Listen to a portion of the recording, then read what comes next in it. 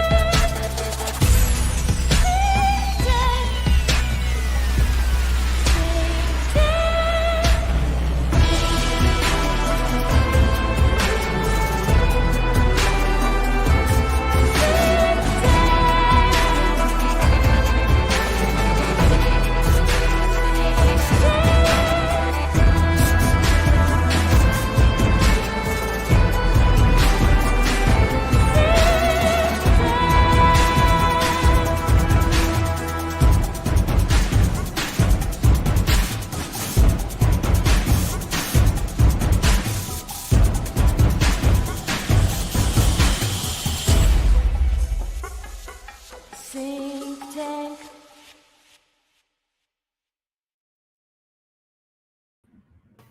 Gavin Newsom says we have a very real team working on Los Angeles 2.0 already.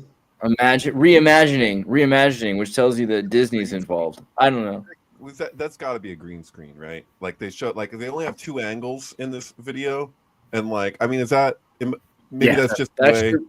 That's your main concern, whether or not he's actually even. I don't know. I'm not even concerned about that. I So never assumed he was there. He was so giddy when he's talking about the governor from Hawaii and the the land grab thing. Is like you can see it. He's just like he can't hold it back. It's like, is that phenomenon where somebody like head off online and they just can't? They're just so they can't, are manipulating. There's like either duping somebody and they just can't hold it back. He's like all ecstatic and I don't know. It feels like that. Linus is with us. Linus Minimax. You came here for a second to talk to us about your Canada predictions. I feel like you were at least pretty dang close to what happened. It was like a week later than you said, but Trudeau did step down, right? Or is in the process of it. Or he said he will a couple months from now. So it might be like when he feels like it. He was coming up on 3,333 days as prime minister. So I thought he might pinch it off there. And sure enough, that day was the day when everyone was like, "You're going to resign, right?" And then later, I can't believe he didn't resign that day. So that was sort of, at least there was that. Yeah, it's also at least when we started talking about making Canada a state, which I've been saying I really want to do. Making Canada a state is like buying Degrassi. It's like when Disney bought Star Wars. We need Canada to be part of the United States. I think it's just it's an essential part of the plan. Well, I feel like we already own so much of Canadian pop culture. Like we already own Jim Carrey and Michael Myers in a way, right? Like they try and make those claims to fame, but I feel like they were truly like brought up here in the States. So like we get to claim them now. They're in our set. Jordan Peterson is ours. Right. Brain drain. Big brain drain. Or is it the other way around? Brand is it the other way around? Is Canada, do they own us? I don't know. Well, exactly. I was going to say, on the other hand, Lorne Michaels is still our agent,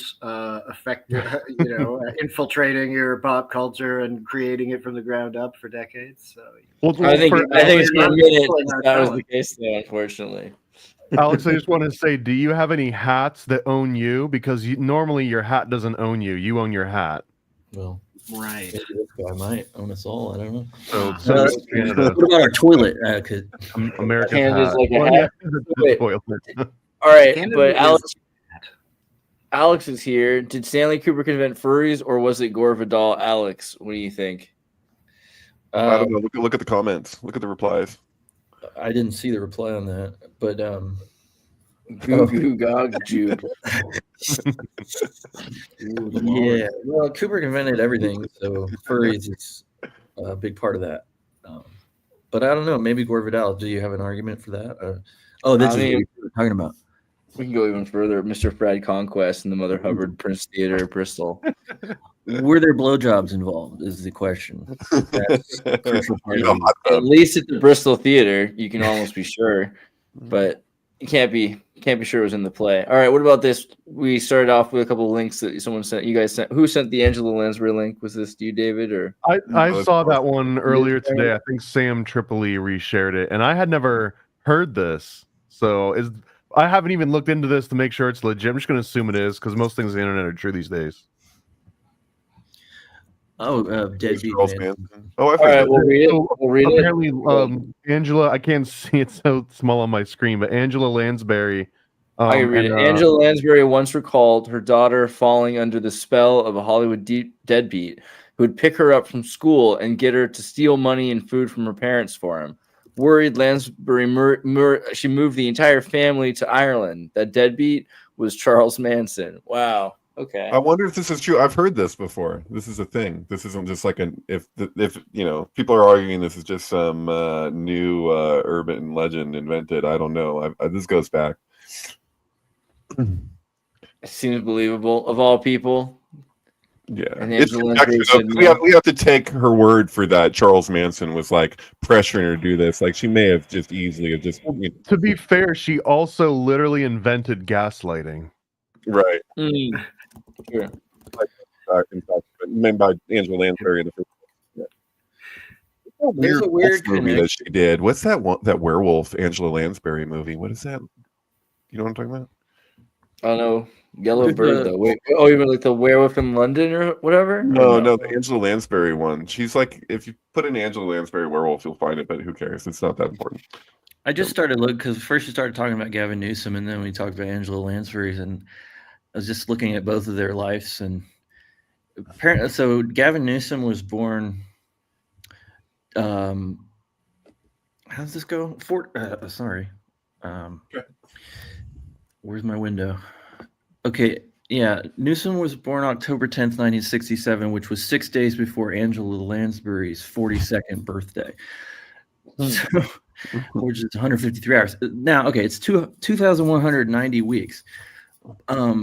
But I just did from Gavin Newsom's birth to Angela Lansbury's death, which is October 10th to October 11th. So she died after his 55th birthday, and it's 20,091 days. So there's all these overlapping things, but I don't know why there's a relationship between Gavin Newsom and Angela Lansbury, but it has something to do with the death of Los Angeles, I think, because Angela, L.A., bury the lands. I don't know what that is, but it's just a little personal coincidence with the LA 2.0 thing, which is that I was just there 6 months ago for the first time. I had never visited LA and got to in June and had just a few days, and it was great walking around Hollywood, and went to Venice Beach and loved it and everything. And the coincidence is just that the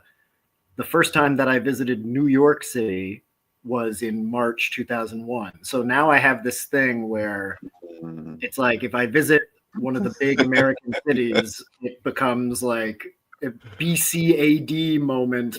Dude, I was going to invite you out to Santa Cruz, so but now I'm like, I want to go see Chicago, but I'm afraid to, because if I go visit Chicago 6 months later, it's going to be Chicago Fire. It won't be Chicago, right? Orlando would be happy to have you, sir. Step aside, Maine. We're going to put the blame on Linus over here. Well, yeah, also, Linus, you had published this, The Gods Ate My Homework. Maybe you want to explain a bit about what your sync work is about.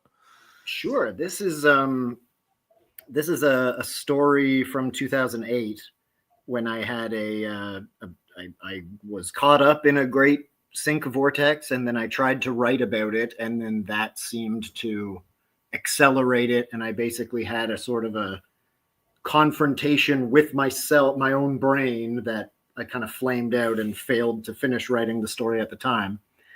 And then Syncs kept building from then on, and that project kind of receded. But earlier this summer, I just was realizing, you know what, I should probably write that story.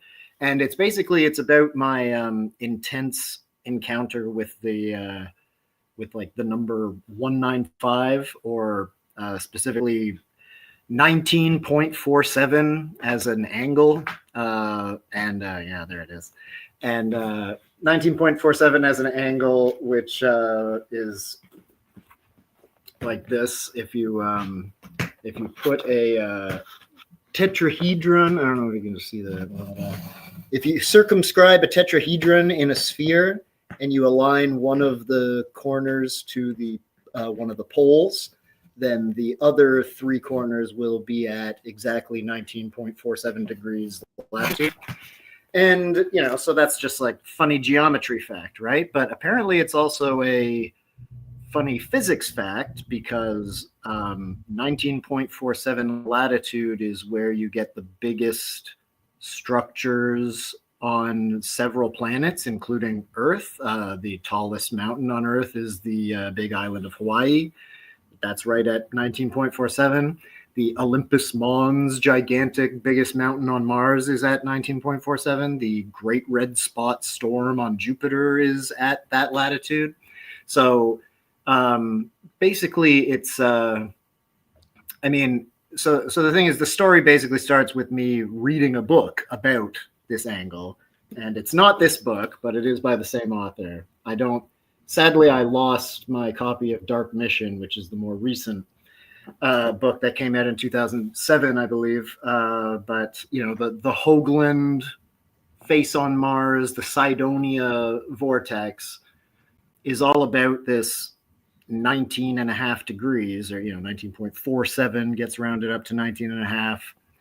And so basically, I was reading this Dark Mission book. I had never really gotten into the face on Mars or Cydonia or NASA conspiracies. I had not been into that stuff at that point. This is like 2007. When I got that book, was brand new, and I got it, started reading it, and then they're teaching me basically about the physics of this the geometry of 19.47 and the planetary physics. There seems to be something with this angle, and the reason why that is important is because when they see this photograph that they're like, hey, it looks like there's a face on Mars, you're kind of stuck there. You're like, well, it looks like a face, and other people disagree. Like, do I recognize a face or not? Or yeah, it's face-like, but that doesn't mean anything. It could be random. So it becomes a frustrating question. You can't prove that it's artificial or not. Even it's tempting to just say, like, just look at it, come on. But you can't prove anything. And so the thing is the story goes that by scrutinizing these, they're like, okay, well, what's around the face? That there were other weird formations, and then they started looking for the like angles and alignments and seeing like, oh wait, this weird looking structure, if you draw a line between that structure and that structure, the line goes right across the eyes of the face. Whoa, what the fuck? And then so they're like looking at all these other things, calculating all the different angles in between, and they basically found the 19.5 angle repeatedly in the alignments between structures on the surface of Mars. And so it's basically a way of a sort of an indirect argument to say, like, we say that the face is definitely an artificial structure because there's this weird redundant geometry of all the other things around it that could also be weird random formations. They're not arranged randomly, that the arrangement on the surface is not random. And so to me, I'm like, this is fascinating. And then the book goes on to describe how NASA has been embedding this angle in their missions ever since all the way back to Apollo. And, I don't know how to fact check that, but it seems like they are fair and correct enough. But anyway, just weird things like, okay, they launched a probe to Mars that, I don't know if you guys remember, in the late 90s, there was a probe that they were sending down that was going to use balloons to land. There was like a parachute, but also balloons, so it would have like a bouncing landing. Didn't have to have a fully soft landing.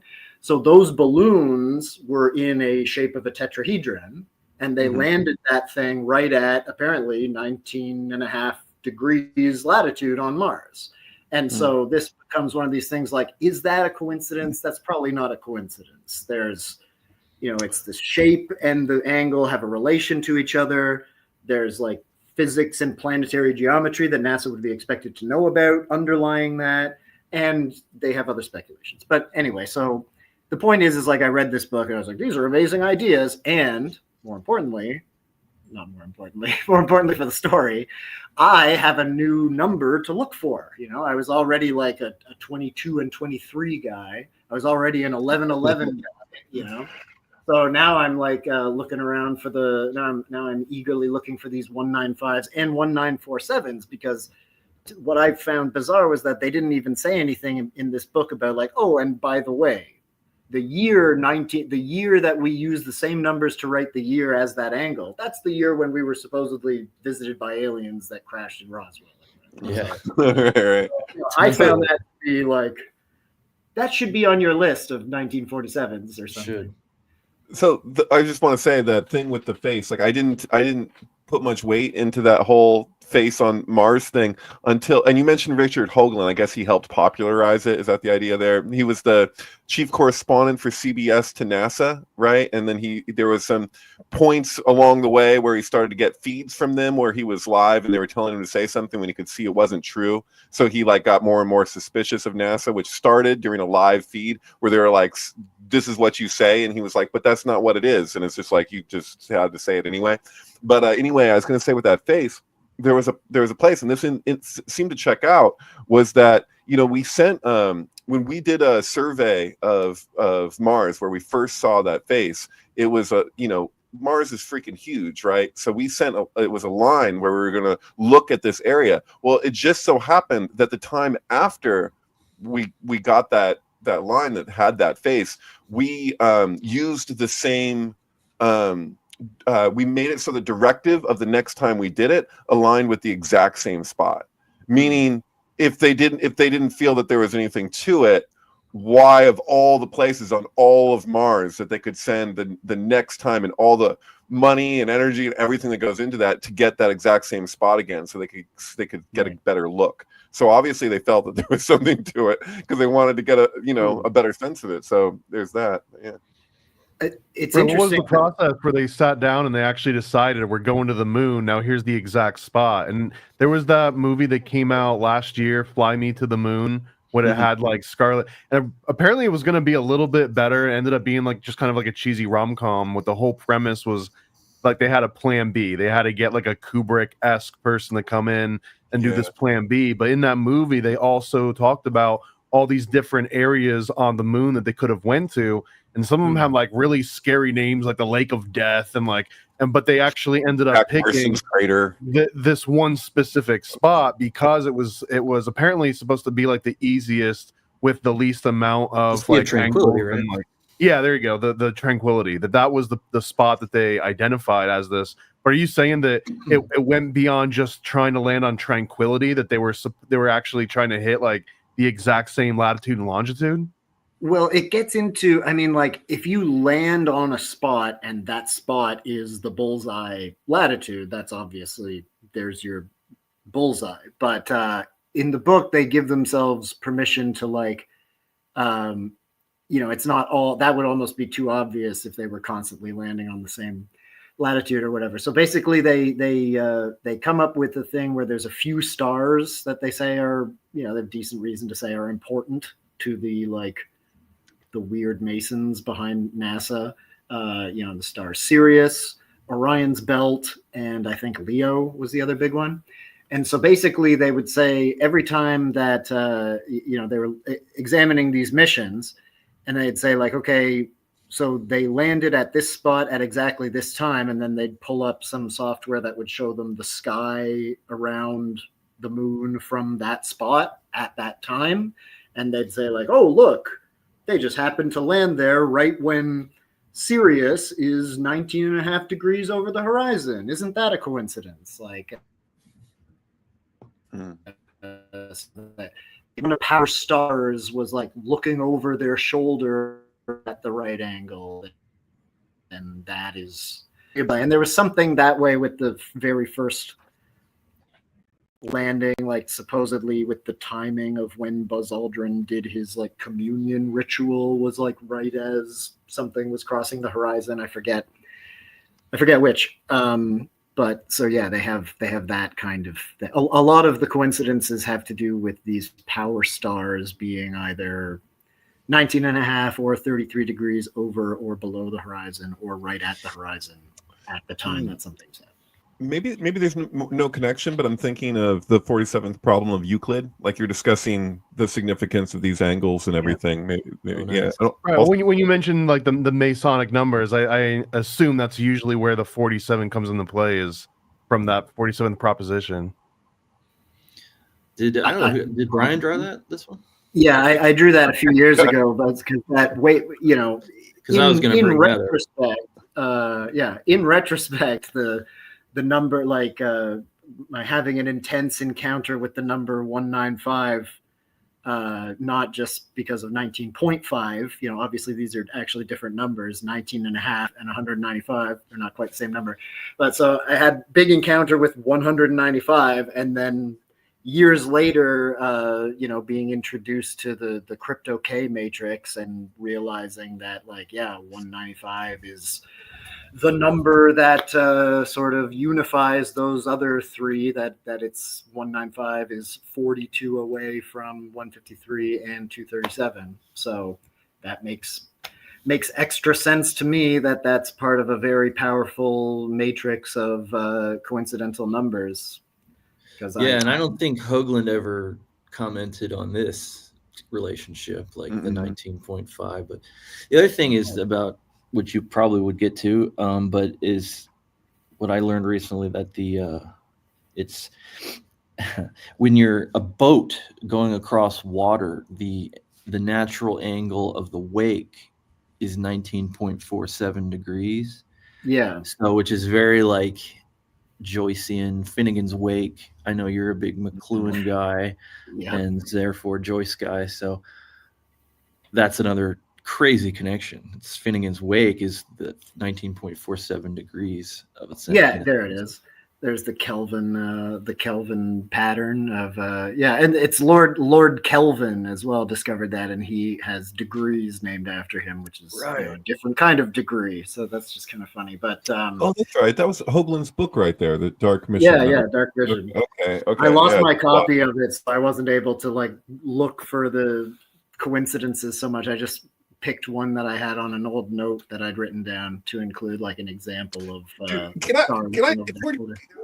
we're going to bring up Hoagland at all, I just want to say that there's this big frustration that I experienced watching I've watched a few presentations of his, but one time when he's talking about the Crystal Castle thing on the moon, and I'm just I'm rolling my eyes because I'm just dude, so he claims that he witnessed NASA employees with black paint going through the footage of and photographs of the lunar landing and blotching out things in the blackness of space that that they didn't want to have seen there. And he makes that claim that he witnessed that. I don't know, but he takes these old photographs and he enhances them so that you can see little what is in the sky, and he shows that there's an actual structure there, and he's look at this structure, you can see that these aren't the stars, what is this? And so he just jumps the gun, and he's entertaining crystal castles on the moon. And the whole time I'm looking at him dude, what it looks like to me, and I'm a layman or whatever, but it looks like the fucking light coming in through whatever structure they're inside of, doing their front screen Kubrickian projection or whatever is going on. It just looks like formation of oh, well, if you were in a space and you're filming during the day, maybe you might have some light coming through the cracks, and then maybe they would be in this pattern because it looked like that kind of pattern, I'm but I mean, maybe I'm over here the rafters of the too. So, but Occam's razor, what is more likely that you're looking at a studio space or you're looking at crystal castles that they're trying to hide and cover up? I don't see the crystal castles there. I'm sorry. There's a mundane explanation of that one too, which is just the method that he used in order to do those like level adjustments that introduced this lattice structure as well. So there's so many examples that the point being that you see like a glimmer in the side of your eye, like you're out like driving, you're just looking, you're like, oh my god, I just saw a Crystal Palace. Right. That's where your mind immediately goes to. Felt like he was jumping the gun. I was like, but whatever. Yeah, I don't know. Well, yeah, and I mean, yeah, it's pretty much to my chagrin that I didn't think of that when I was first reading the book. I'm not to say that I was like totally sold on like, oh my god, there's crystal domes on the moon. But it didn't occur to me to just be like, maybe that's the rafters of the studio where they shot the thing, which maybe something else. Like I don't know. Likely, it's that whole thing where you're like, you could be a range of things, but he just immediately goes there with it. The thing though about Hoagland is that I do believe him that he was reacting to dishonesty from NASA. I mean, NASA, after all, in Hebrew does mean to deceive. Something worth pointing out. But of course, he might also be, on the NASA payroll, and always has been. Right. Yeah, that to me, it's fact. Like when I'm coming back and reading this book, his original one, I didn't really know Hoagland's origin story that well. I knew he was someone who is, because he even has like in Dark Mission, he describes an origin story of he's like, he does deal with this like, and let's just briefly put aside the idea in case you were tempted to go with these lunatics who think we never went to the moon. Like, I was there at NASA when they were like handing out.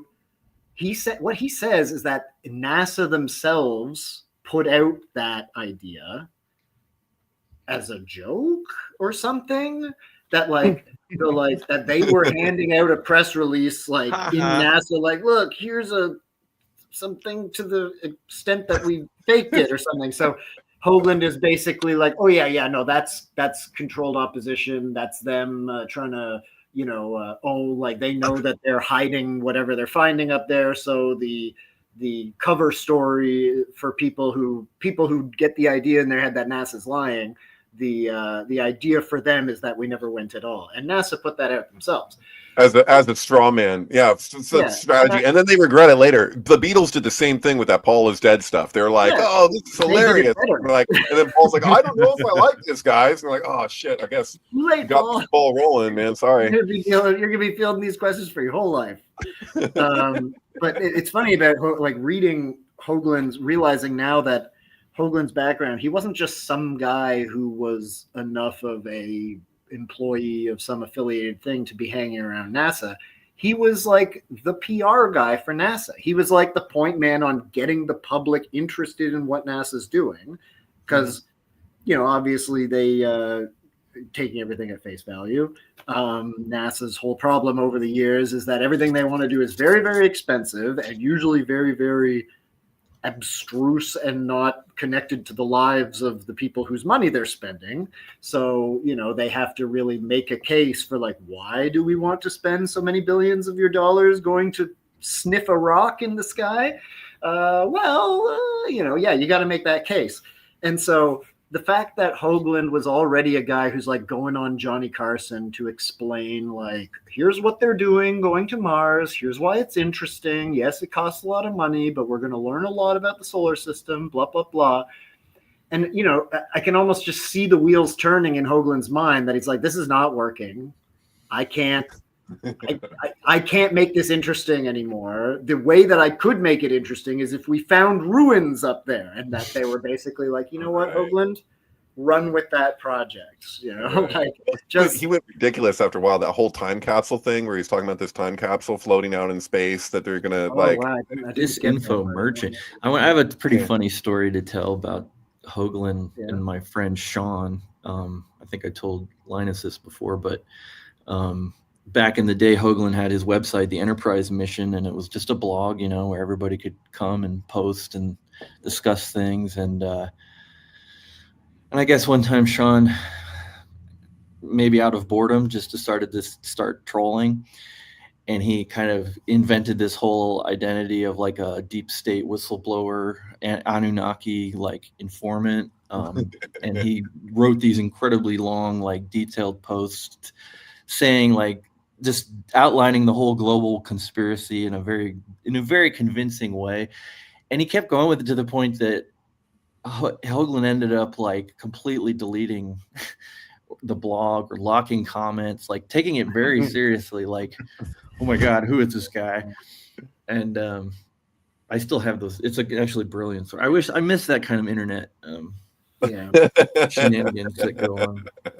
But see, I think it's also fascinating what you guys were even just describing about some of these conspiracy. Like if there's a lattice structure on the moon built by whatever Masons or whoever, that does mean that you have to believe in us going to the moon and that being a whole reality to begin with. And it creates these weird splinters that I guess in like retrospect, like I'm growing up and I'm learning about like Christian denominations. And it's like, what do you mean?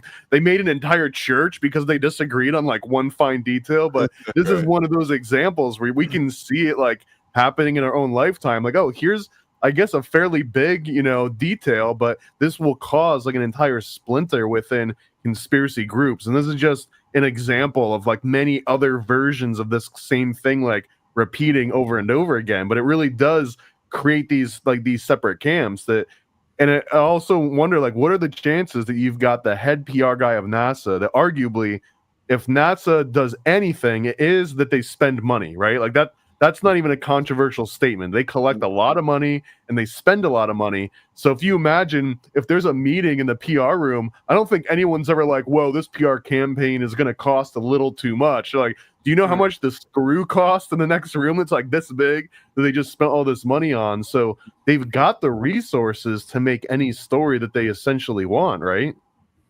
Mm-hmm. Right, but was Hoagland getting paid? Like you said, he's on NASA's payroll, and I believe that in all likelihood that's true. But like officially, like as far as he's concerned, wasn't he just getting paid by CBS? I mean, as far as like the what he would say if you asked him, like when would he say that he'd be paid by NASA? I mean, he's not technically a NASA employee at any point, was he? Wasn't he just the chief correspondent for CBS? Oh. That's funny. Just high school, eh? They probably used that on him. But might as well. I'm surprised he even has an article, actually. Yeah. He is kind of a controversial dude. He's undeniably notable, I guess. Although I'm sure it's probably a mostly derogatory. I loved just on a completely different. Speaking of recognizing a face or not as a very different type of conspiracy theory. There was the guy who, I don't know if you ever heard the theory that JonBenet Ramsey never died and grew up to become Katy Perry. Did you ever hear that? Yeah, I have heard that. JonBenet Ramsey, the guy who invented that theory and went viral with it at some point. He suggested more recently that Richard Hoagland and Ted Kaczynski were the same guy, which I thought was pretty interesting. There's a pretty strong resemblance there, but it'd be funny. That would be a very interesting dual role to be the NASA PR guy and then this anti-technology guy. But anyway, that would be a pretty incredible acting performance. It just comes down to if you thought that you could go crazy, believing that a recurring, you see the same. They're both Geminis. Oh, guess what, dude? That's it. They're twins. Brian, I forgot. I just looked up the time between Kaczynski and Hoagland. It's 153 weeks. Really? What, between their births? Yeah. Come on. Well, there you go. Yeah, I'm off. It's off by one. It's 152 in 6 days or whatever. But it's very, very. I mean, what more proof do you need? I mean, come on. Exactly. Yeah. I know. That's all I need to have fun with it anyway. I provisionally believe. I don't know. It means something. There's a sync resonance. Kind of in that vein. I don't know which one of you shared the butterfly effect astrologer. Oh, I did. Yeah, it was yours. Okay, so just putting this out there, from August 29th to November 23rd, Pluto will go out of bounds southern declination for the first time in over 70 years. It will then continue to go out of bounds for 2 to 6 months at a time every year until November 18th, 2035.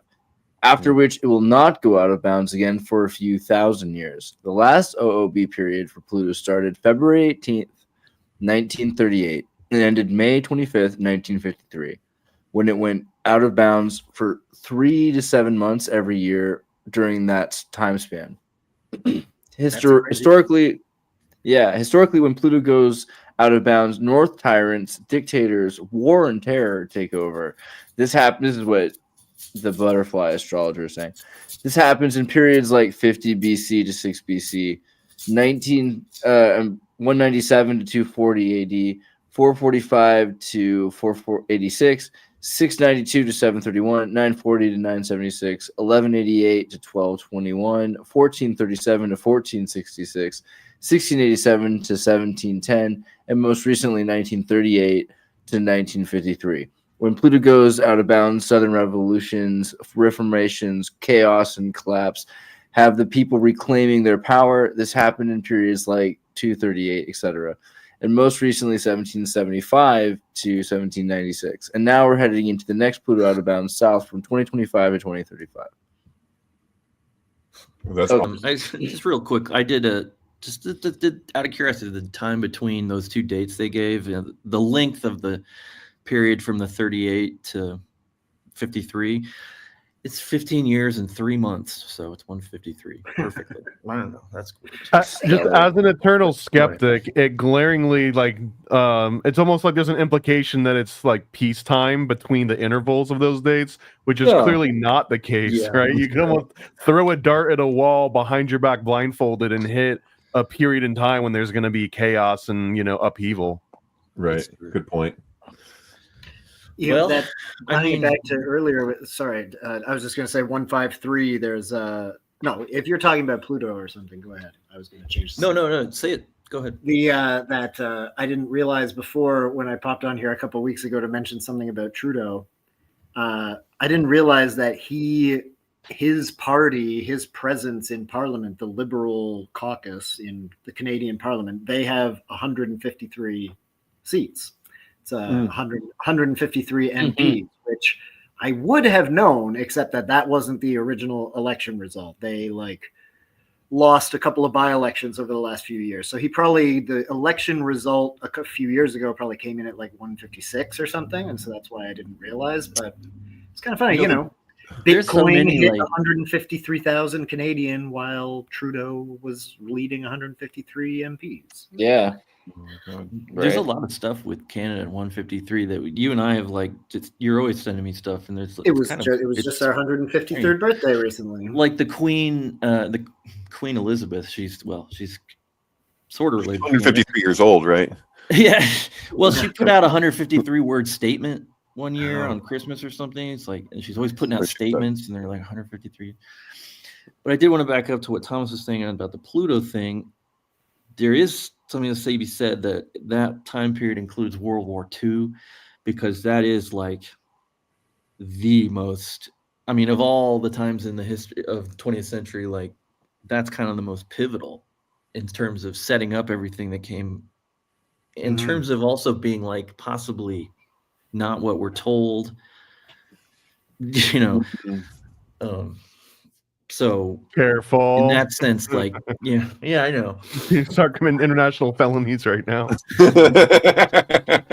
That's not what I'll say it, guys. I'm talking about on a temporal level, not necessarily not what happened, but the kind of a man in the high castle thing, parallel dimensions going on. Something that was a good synchronistic out you just did there for that. So this time coming up could be something really, really pivotal still.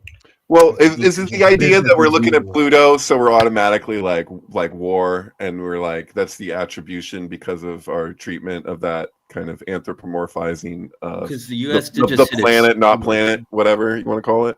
Well, I always wonder on the planet, not planet, is this us playing games? Are we trying to like character assassinate Pluto to remove some of its power over us?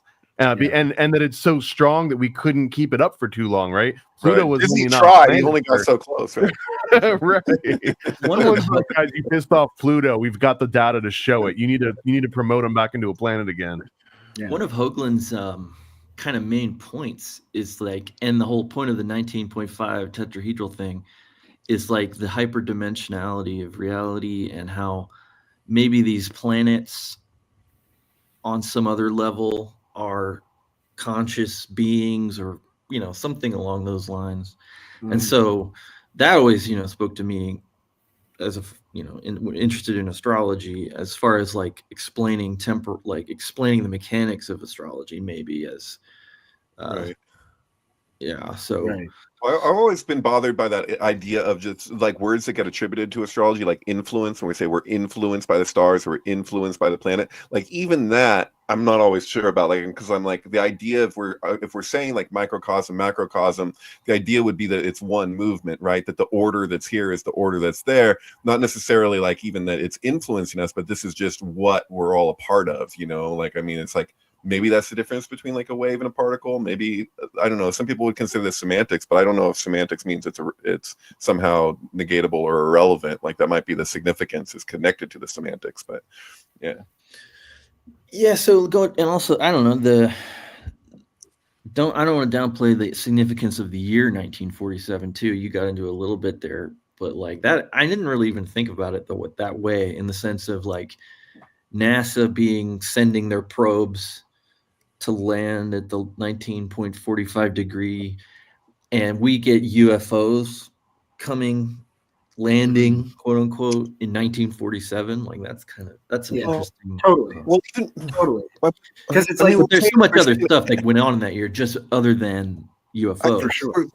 There's a difficulty because it's like we're treating this and we're talking a lot of numbers and stuff. And I think people think numerology. So this is like the thing in Pi, right? Where it's like, you're no longer a mathematician, you're a numerologist or whatever. But the thing is like, you know, 42, like you're showing us that figure, you know, I don't know all completely. It was really interesting the way that you had 237 on one side, the way you're showing it. But I'm thinking to myself, 42, the 42 degree angle is that the angle at which light refracts water for us to perceive a rainbow. Like that just happens to be the case. Like that's not a matter of like numerology. That's a matter of like mathematics. So you don't have but then to. Again, it's a matter of how do we define how large a degree is, right? Because if we set the standard of a degree as being smaller or bigger, then that would come out to something other than 42. So right, well, it's also the system in which everything else is working under the guise of. So if we changed that, we'd have to change everything else. So you know what I mean? Like if you say, oh, well, we're working in increments of 10. Well, what if it was 12? Well, and 12 was, you know, like it just, then everything else would follow suit too. So then you just right. If you change from base 10 to base anything else, if you change from imperial to metric or back, if you change the calendar that you no longer go by, like the Gregorian sort of calendar, like the Roman calendar, like any of those things change. And I always wonder that if you did just scramble all that up, you're like, okay, now we're going to go by this different unit of measurement. Which of those patterns like still carries over through all those different changes? Because that seems like those particular patterns would be way more notable than ones that just immediately disappear. Right.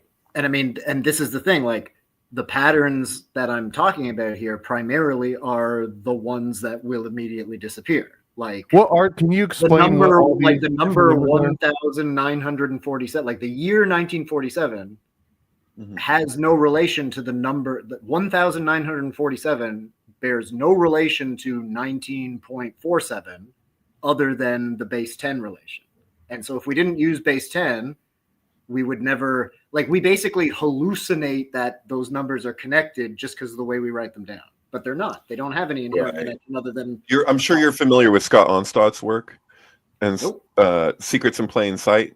He's been connected with us. He talked at one of the Olympia Sync Summits. It was incredible. But he has like a 5-hour series where he just measures structures in the whole world, like the structures themselves, the relationships to each other. Highly recommend Secrets in Plain Sights. But one of the things he kind of points to is that kind of Blavatsky idea where it's like when you just look at the numbers and you like, you know how you can derive like the speed of light, which is a very long string of numbers, from the base of the Great Pyramid. There's like it's like encoded, and then you're like, well, how is it possible that it's just like that? But it just is. So like he's like describing like how your left brain will react, to what your right brain can just see.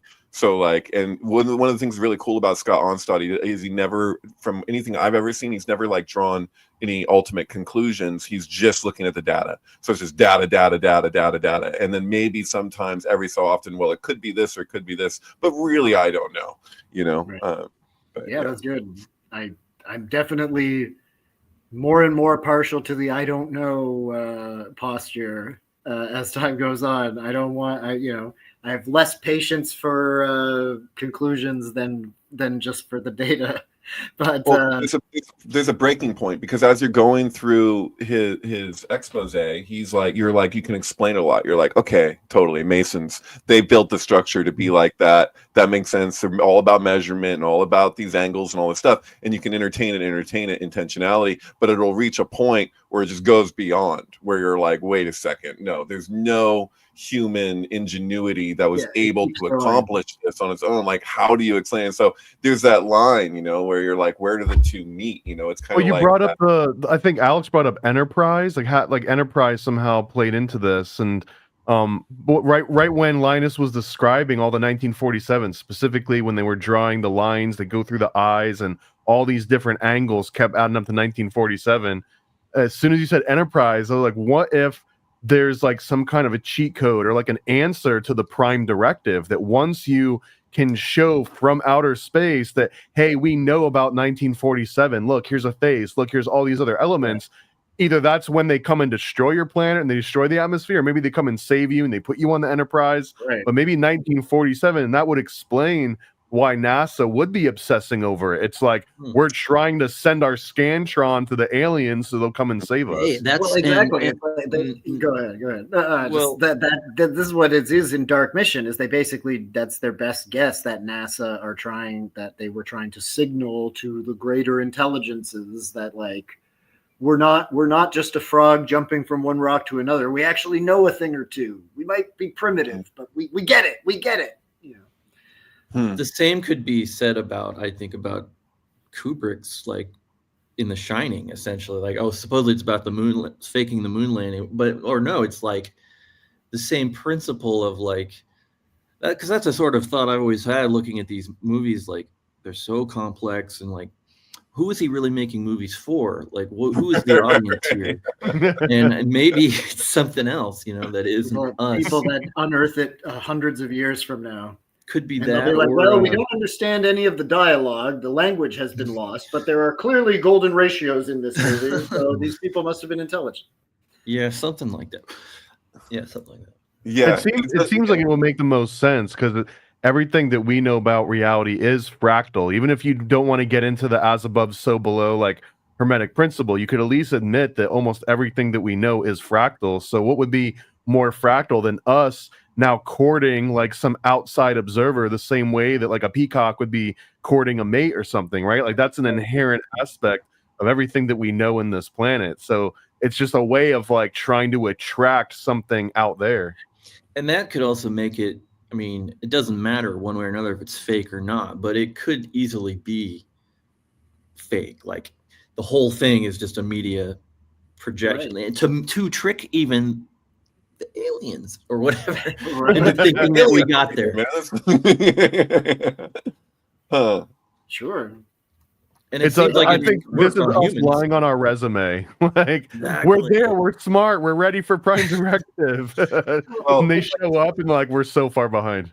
The dog. Tom, exactly. You remember, like, I had you look at the section from the Book of Thoth where Crowley is talking about the Golden Bough stuff, but in that section when he's talking about the role of the Hierophant and how the task of the Hierophantic task is to use symbols which to a certain level of initiate appears one way, when really like how do you like work the soil to prepare for something along the way, like that you just keep dropping things that are go beyond what people's own ability to make sense of, but like it's right there in plain sight. So it's almost like at a certain point, I don't know how to explain that. It's like a bottleneck effect or something. There's something like about the value of ignorance that people don't realize, like, because how could you, like the nature of like when you're just showing simple, like if you look at Kubrick films, it's like the Masonic tracing board is like all over the place,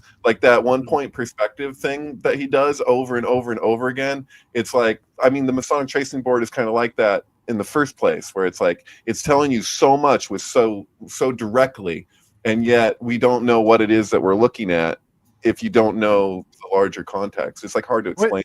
And there's also just a trick too, I think, that goes back to what makes all this esoteric and occult knowledge like even attractive in the first place, that you can sort of imply these things without knowing. Like you can draw the tracing board and all the elements of the tracing board and not even know what goes into it. This is actually a popular concept, not just in Masonry, but Judaism, I believe, too, all kinds of world religions, about this lost knowledge that look like we've got the sentence, we've got all like the letters and everything to it, but we just don't know exactly what it means. This is like the lost keys of Masonry. Right, because the description's not the described. I mean, one thing about those Masons, say what you will, but they make a great jar.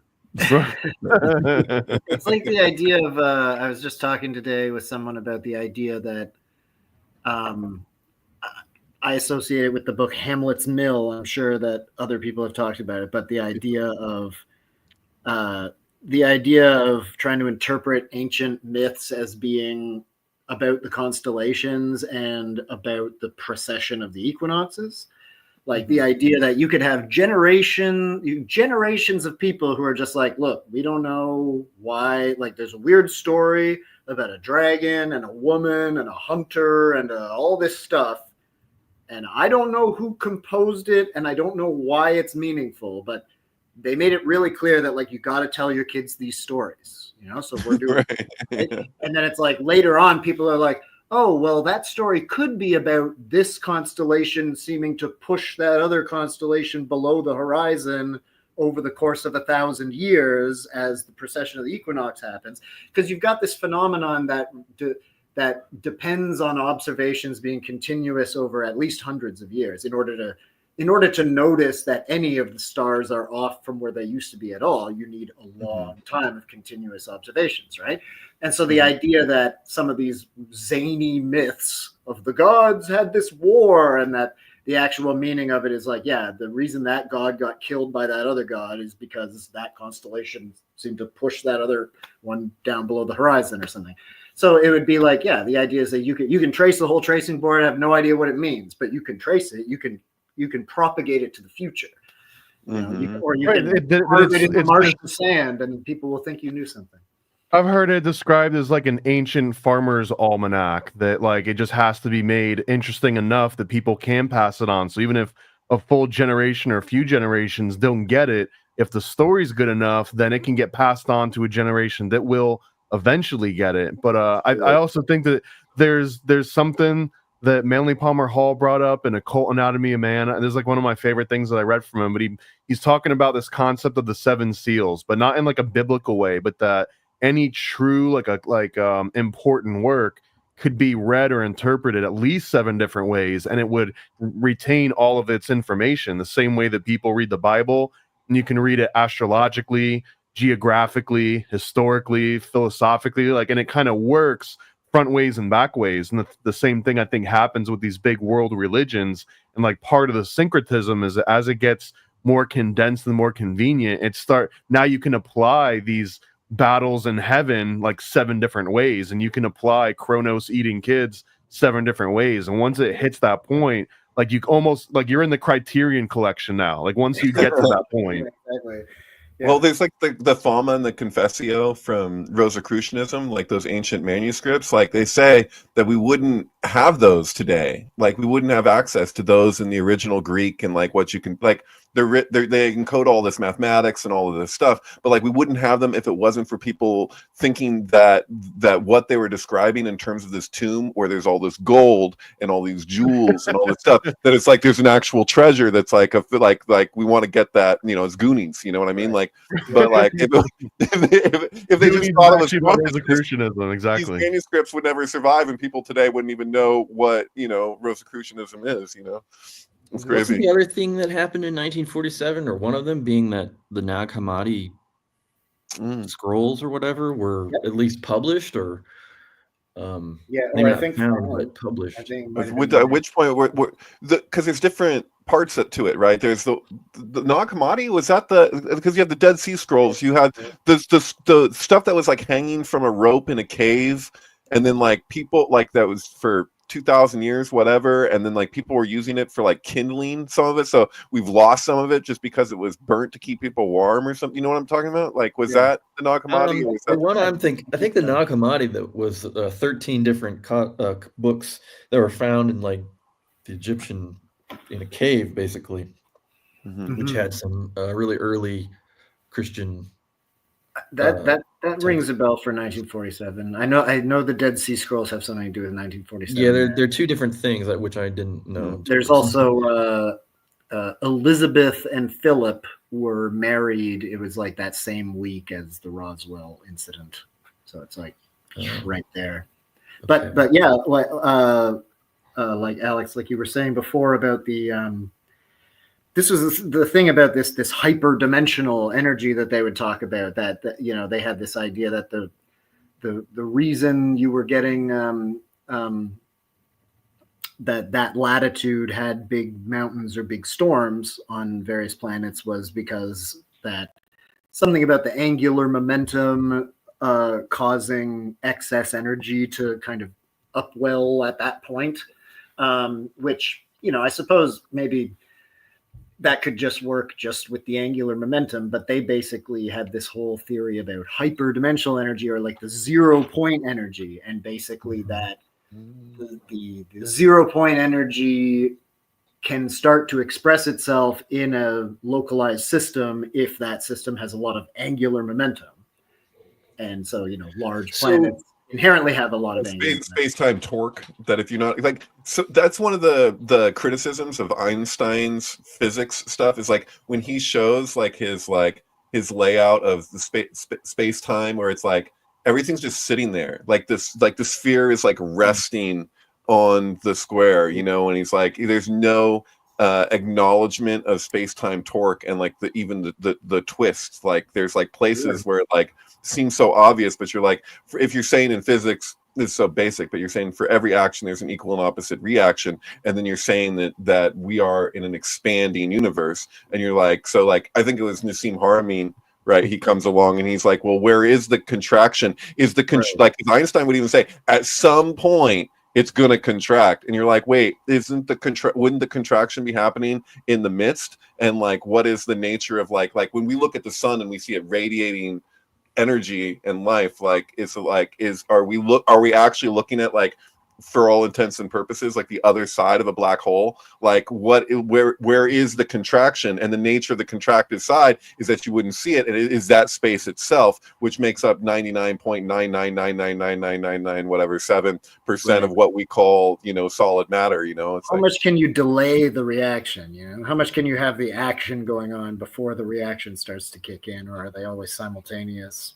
Simultaneous. My favorite follower of Hoagland is Joseph Farrell, and he's like, he goes for extremely far out speculations, but he's always grounded in like what seems to be very grounded thinking and logical deductions and so forth. But he does sort of doesn't really buy the whole idea of like these stories are just about the star movements or whatever, and they must be put together with the whole global grid and the pyramids and all of the evidence for ancient civilizations and all that. He kind of draws that out, but like, so I like Farrell a lot. That's just my I see how humans.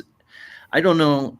I don't believe that we are the product of the last 2,000 years, or Right. Not exactly that, but I think you know what I mean. Like, it's fucking Anunnaki, man. We're genetic experiments. Somebody's fucking with us. Some sort of interference. We're not the top of the pyramid or whatever. No. Oh. God.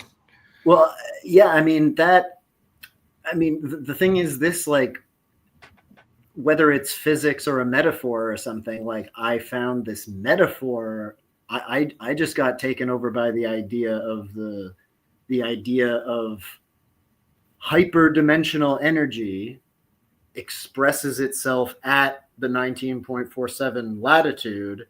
I basically felt that I was starting to live like a kind of a symbolic version of that, where like, you know, synchronicity often has a kind of a hyperdimensional aspect to it, where you feel like when a really crazy sync comes together, then it's like, those are those moments where you're like, oh yeah, I'm not living in a 3D space. I'm living in something that's like, I'm just perceiving the 3D surface of like a 4D or 6D thing, you know? Like, it's like the moments of synchronicity where you realize, where you suddenly perceive as if like what looked like random causality is actually like a very organized grid, and you just passed through a node or something. That it's like this, it can create the sense of, oh, I just glimpsed the hyperdimension, or that, you know, there's like certain hyperdimensional like static electricity that builds up and then needs to like spark every once in a while, and the discharge, like, Dude, as you're talking, organizes around the 195 because that's its natural home or something like that. Is that I hear Terrence McKenna, like, I gotta say, like, as you speak, like, I could hear what you were saying said in Terrence McKenna's voice, like, in my head. Thank you. The hyper Time wave zero. I was just gonna say, like, so you were saying earlier how the year 1947, the number 1947 doesn't really bear any relation to 19.47. There's no tetrahedral planetary spherical structure to apply to the year 1947, and yet the year 1947 still kind of exactly what you described sort of seemed to happen in that year. Right. So to me, that kind of makes the argument maybe this is a sort of a quality of the numbers themselves, and not even just right. Well, if you start moving that decimal around and say, well, it doesn't matter, like 194.7 and 1947 being the same thing, because if you imagine it, you're just zooming in and out by factors of 10, so it is maintaining that exact same structure, I guess, in my mind, because I'm so used to like working with things in the digital realm where literally if you just 10x something, you constantly are just seeing decimal points move around, but the shapes never change. If you're talking about like vector math, right? Yeah. It's an interesting thing, because you know, I mean, there's like a popular theory that you know, why was 1947 the year that we got visited? Well, because we had just blown off these nuclear bombs that they were able to detect, and they were like caused great concern. Like the first time we actually did something in our sandbox that concerned intelligences outside the sandbox, they came rushing in to be like, are the babies okay? But you know, what if there's no causation with that correlation? You know, what if it's just like the year that we use that notation for is going to be that kind of a year regardless, or something, you know, like, or almost as if like, you know, like we get struck by alien lightning from nowhere or from everywhere, from hyperdimension, just because it's the year 1947, nothing to do with dramatic events of the previous years. Well, you're describing cause and effect, right? But like for Jung, like when he's talking about synchronicity, like the name of his freaking book is Synchronicity and a Causal Principle, which means which may or may not mean that there is no cause. It's like that from our level of what we have available to us to determine the causal link, like maybe it is that we can't actually get to that at our developmental abilities, you know. So that's the idea, and I'm sure that irked a lot of people and continues to, because like just once you say it's in a causal principle, it's like, well, what do you? Okay, then what are you going to do with it? Because like you're describing, like for Hoffman, Albert Hoffman, like he really believed that there was a direct link, a causal link between the discovery of LSD, which he didn't think was really a discovery. He felt that, you know, that there was like an opening that occurred, and the thing, in a sense, for lack of a better way to articulate this, but like that our ability to split the atom. So for Albert Hoffman, he believed that human beings splitting the atom, that LSD was a compensation, because the mutations that exist in the physical external realm that come with radiation, that the mutations that LSD would do for consciousness was to counteract, like nature counteracting our ability to accomplish that. Like that, take from that what you will, but that was Albert Hoffman's personal mystical belief, which is really fucking weird. And then you get into like particulars, like I've tripped out on certain things, like having to do with that, like the day and year that LSD was discovered, his famous bike ride, right? Like that was the day and year. That was the only time in World War II where like the Jews really fought back. So they were stockpiling artillery. Like this isn't in Schindler's List. The only film I know that gives any indication of it is actually The Pianist, which is the only film I know of that was made by a survivor of not just the Holocaust, but the Warsaw Ghetto specifically. So like where they were stockpiling weapons, and when the Nazis first came in to the Warsaw Ghetto to take the Jews, to put them on the trains or whatever, they had grenades and guns, and like they just shot, and the Nazis weren't expecting it. So they thought that they didn't realize that they had been stockpiling weapons. And so they left, they retreated, and they came back later. But that day and year that happened in, what was that, 1943? Yeah, you're right. That marks the start of the Warsaw Ghetto uprising. Yeah, that was the day and year that, what is that, April 19th, 1943? Yep. Like, yeah. So yeah, no, it's funny that that was Bicycle Day. So like, but I'm just saying, like synchronistically, like, is there some like what is that like? And I love that about these things, that sometimes they just like you could say a million things about them, but just knowing that these parallel like says it speaks for itself, you know. Yeah, like, there's a collective consciousness earthquake. There's seismic activity on the collective consciousness as well as on one individual consciousness. The Hoffman, there's a pretty good connection, I think, to Jung's book, because to me the kind of the meat of what Jung was talking about there, in terms of this question of causality and acausality, because then there's this other question where it's like, okay, so this is an acausal principle, but what causes it to happen, you know? And this question of like, the question of what causes someone to be able to, like, you know, guess the ESP cards higher than random, right? Only a little bit better than random, but you know, where it should be 20% of the time, people were able to get like 22 or 3% right, you know, like consistently. So what causes that? And Jung's answer for what causes that, these weren't Jung's words, but what Jung said, paraphrase, using someone else's phrase, basically Jung was saying the way that they were able to get it, the way they were able to get the right answer was by looking it up in their gut, to use so to speak. Yeah. It's like by not using your brain, not trying to think what's the answer, not trying to puzzle it out at all, but just asking your gut, what's the answer? Boom. Is it your gut or is it your right hemisphere? Zero thought. And so, you know, and so Hoffman, right?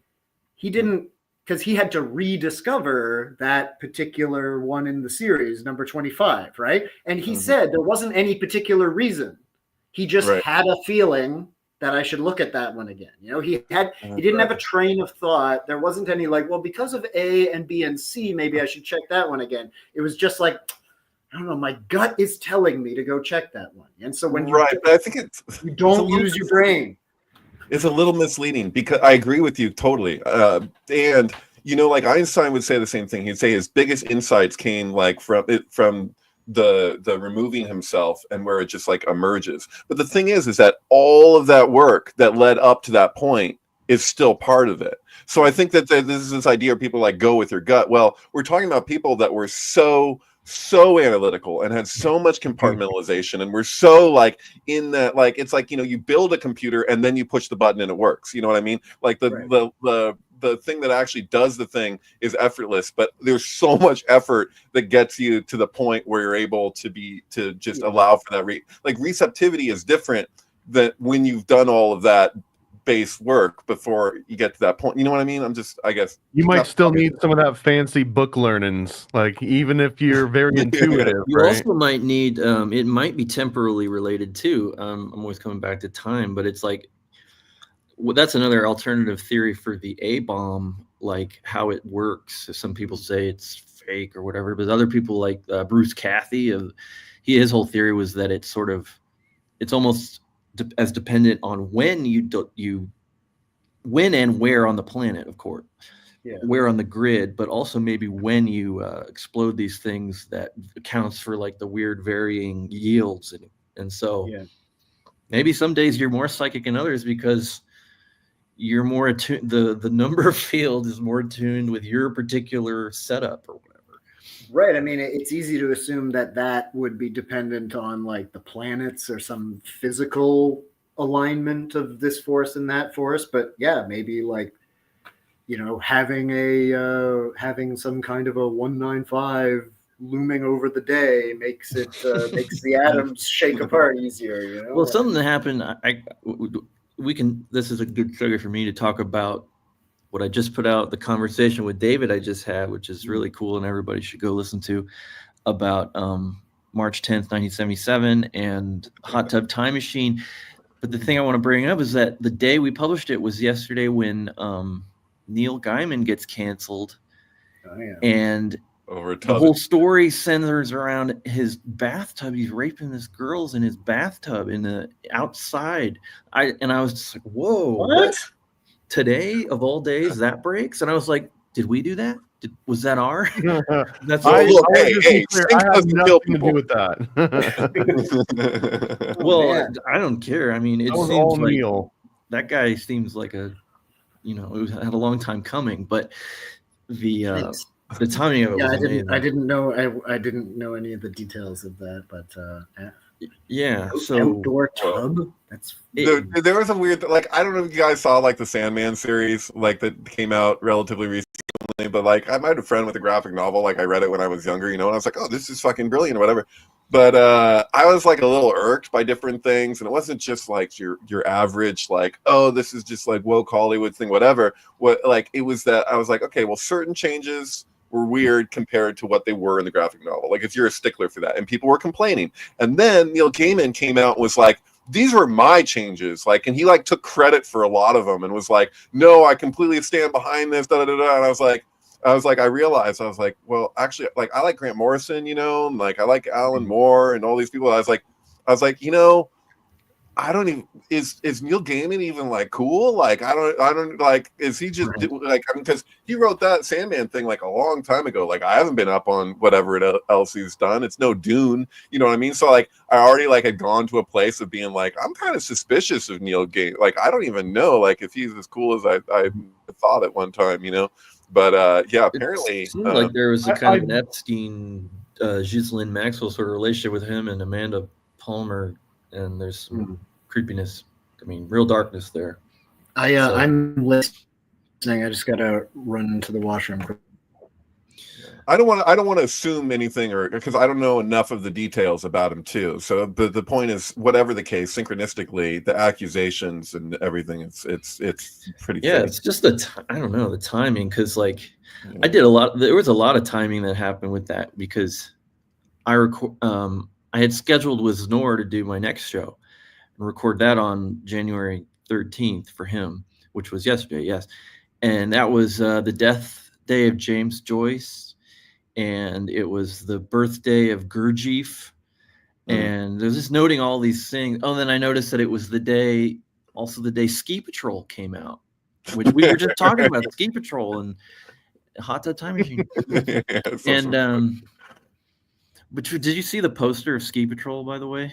The one, I don't know, because I tweeted about that or retweeted it. The poster is it's like see if I can pull it up.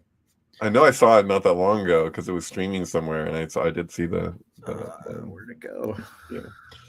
Well, anyway, he's a ski guy, and I'm not even going to talk about it. We'll save it for. What were you going to say, Thomas? You look like you were about to.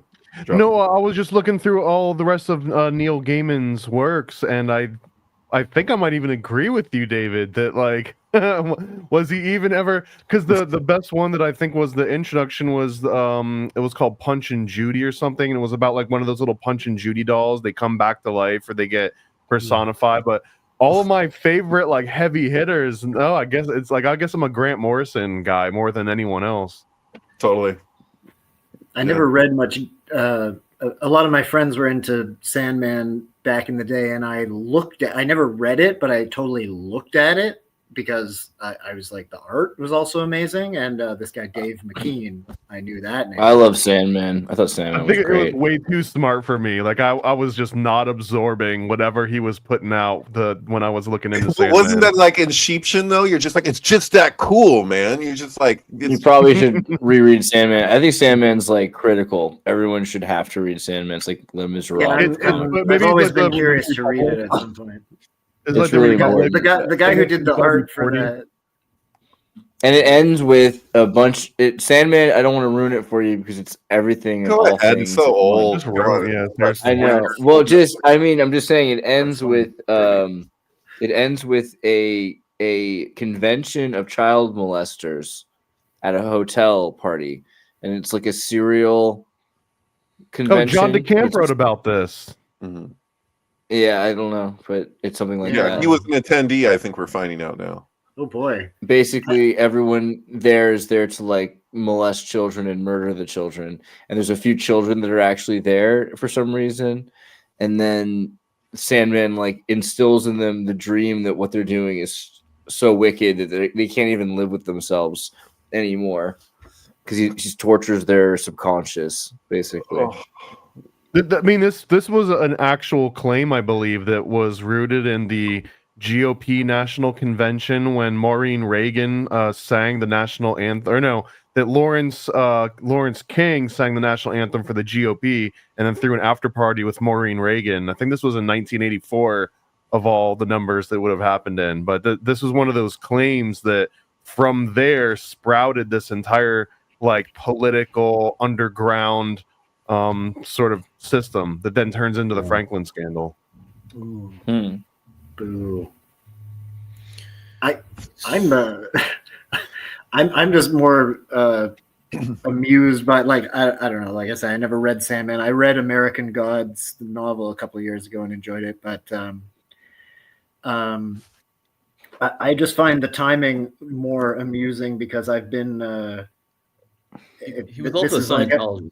This is a whole sync stream I don't necessarily need to get into for this year, but it's just funny to me the timing that Neil Gaiman would be getting the heavy canceled right for now bathtub at all times, which is just that now is like 4 years ago it was Marilyn Manson got canceled from stories and specifically canceled from he was going to be on the American Gods TV show and like they were like, oh, we are no longer working with Marilyn Manson. He's not on the show anymore after this stuff has come out. And in the intervening years, Manson has like put out his own counter arguments that launched a lawsuit. Apparently there was, he made the lawsuit public. There was some fairly persuasive evidence that his accusers had colluded to make shit up. Anyway, without knowing exactly what happened, and not to say that the guy's a great guy or anything, but the effective result is that over the last few months, Marilyn Manson is back. He survived his cancellation. He has a new album out and he's touring and no one's trying to stop him. Whereas the guy whose show he got canceled off of a few years ago is now like, I don't think anybody's expecting that there's going to be a sort of a, actually all those accusations against Neil Gaiman are bullshit or something. Like maybe it seemed just as unlikely that Marilyn Manson would make a comeback 4 years ago. But to me, it's just interesting that Manson got specifically canceled off. The thing he was doing that he got canceled from was Neil Gaiman's show. And now another thing too. Manson's back. Since Not to we're all mention he doing released an album about how much Americans love a good assassination, and then 2 fucking weeks later, everybody's like, man, that assassin guy sinning that guy was fucking great.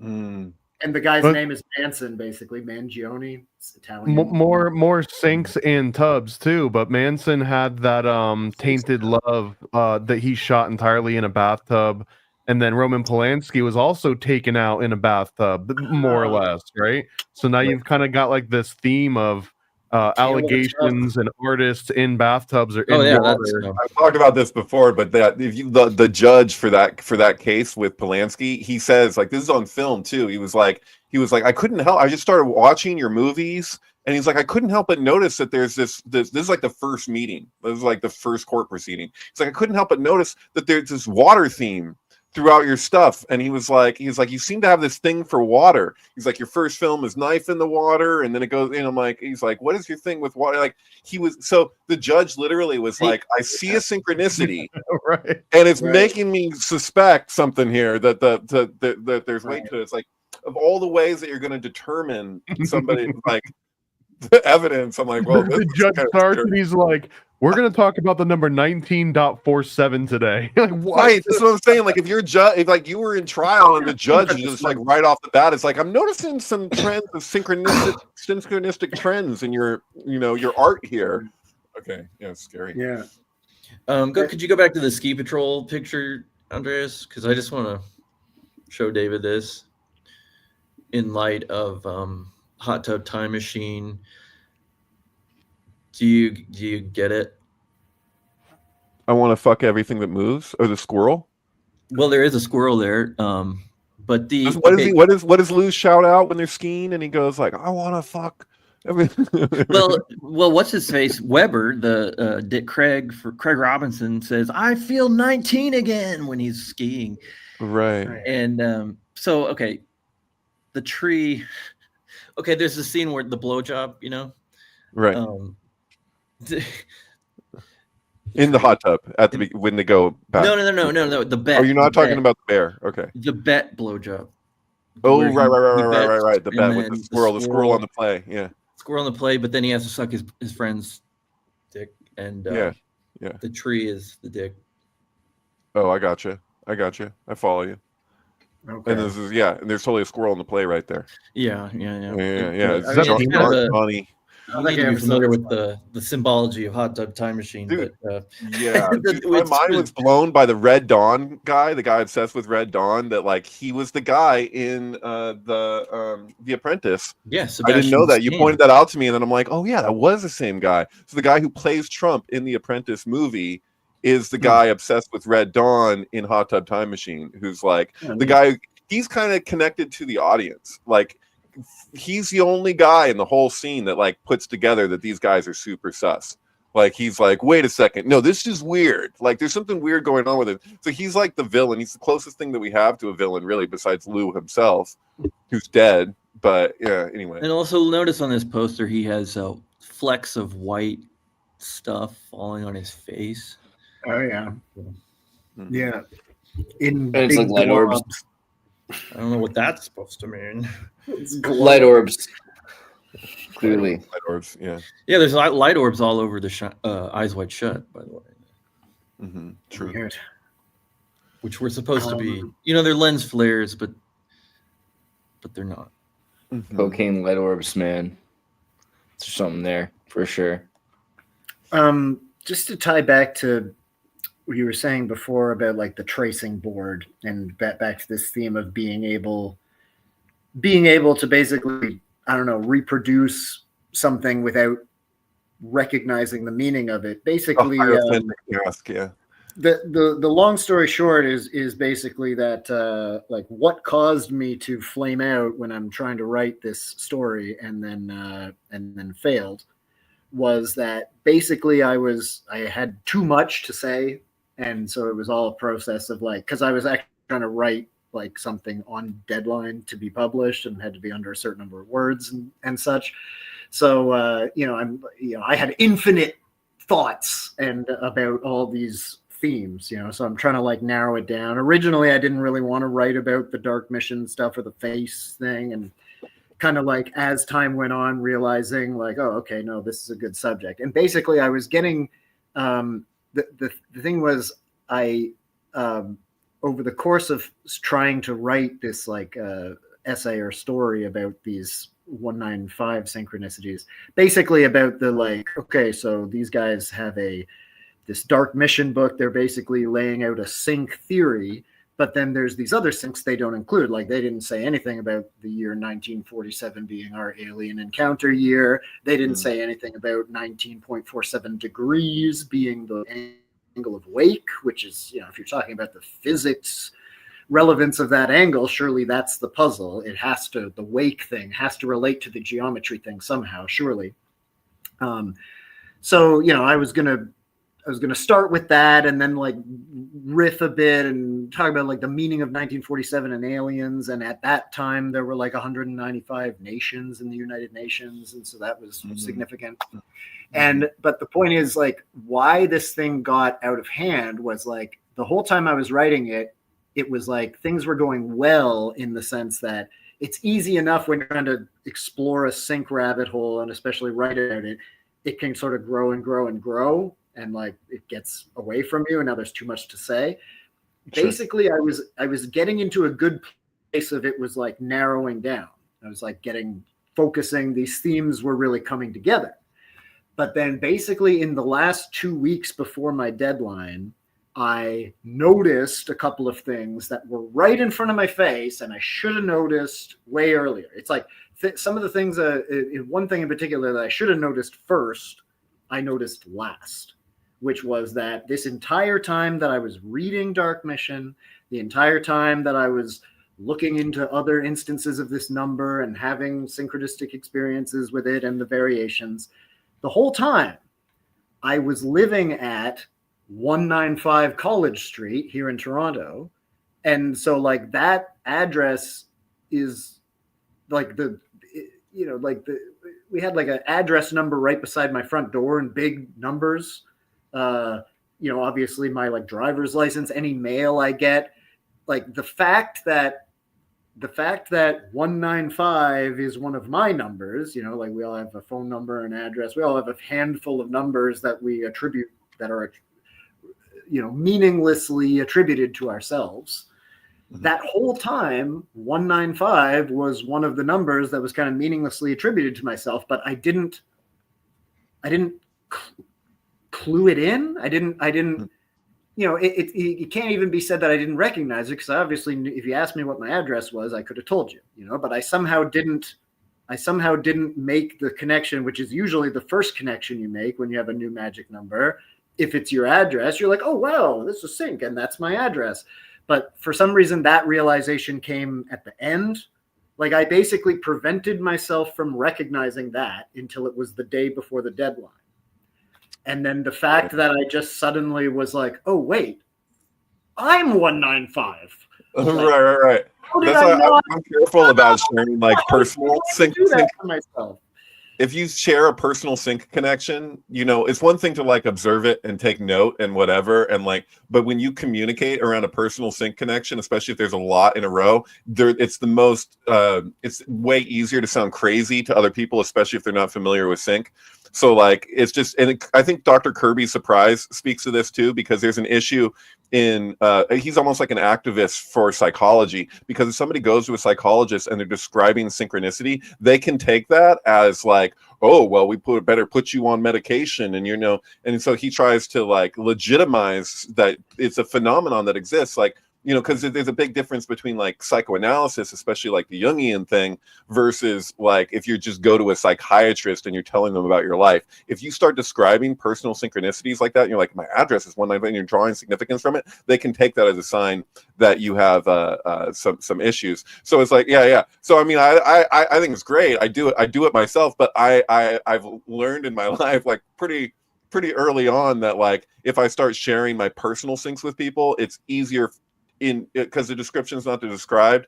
It's hard to relay all, and like sometimes there's just so much to something that you try and communicate it. I mean, there's other things I could say to what you're saying, but that's just where I went with it. It's just that there's a difficulty when it comes to the distinction between a personal sync versus an objective. We're talking about Polanski and Pink Floyd and Stanley Kubrick or whatever the fuck, you know what I mean? Right. So it's like, I mean that was and that's like at the time I was having I basically found myself, I put myself on the wrong side of a kind of a psychological block where I had noticed this pattern in some synchronicities where it would be like the most impressive syncs, or some of the syncs that lent themselves most easily to being told as a story, because you know sometimes as a story it's tough to convey why was this meaningful to me. You know, sometimes it's obvious and makes an easy story, sometimes it's not.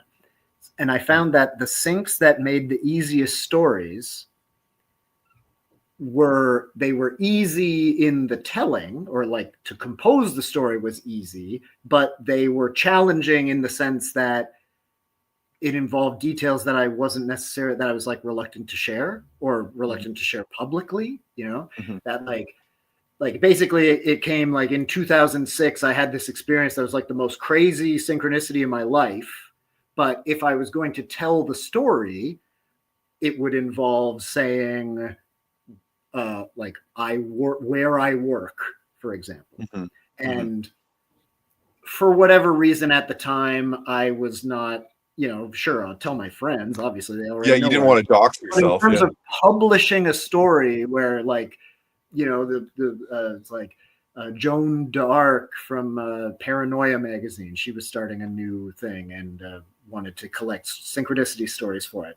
So I'm basically like, if I'm publishing a public story to the basically audience of weirdos, I was like, I'm a little reluctant to, I don't necessarily want to be like, long story short, I was paranoid enough that I was like, well, I don't want to tell that story because that story depends on revealing my place of work.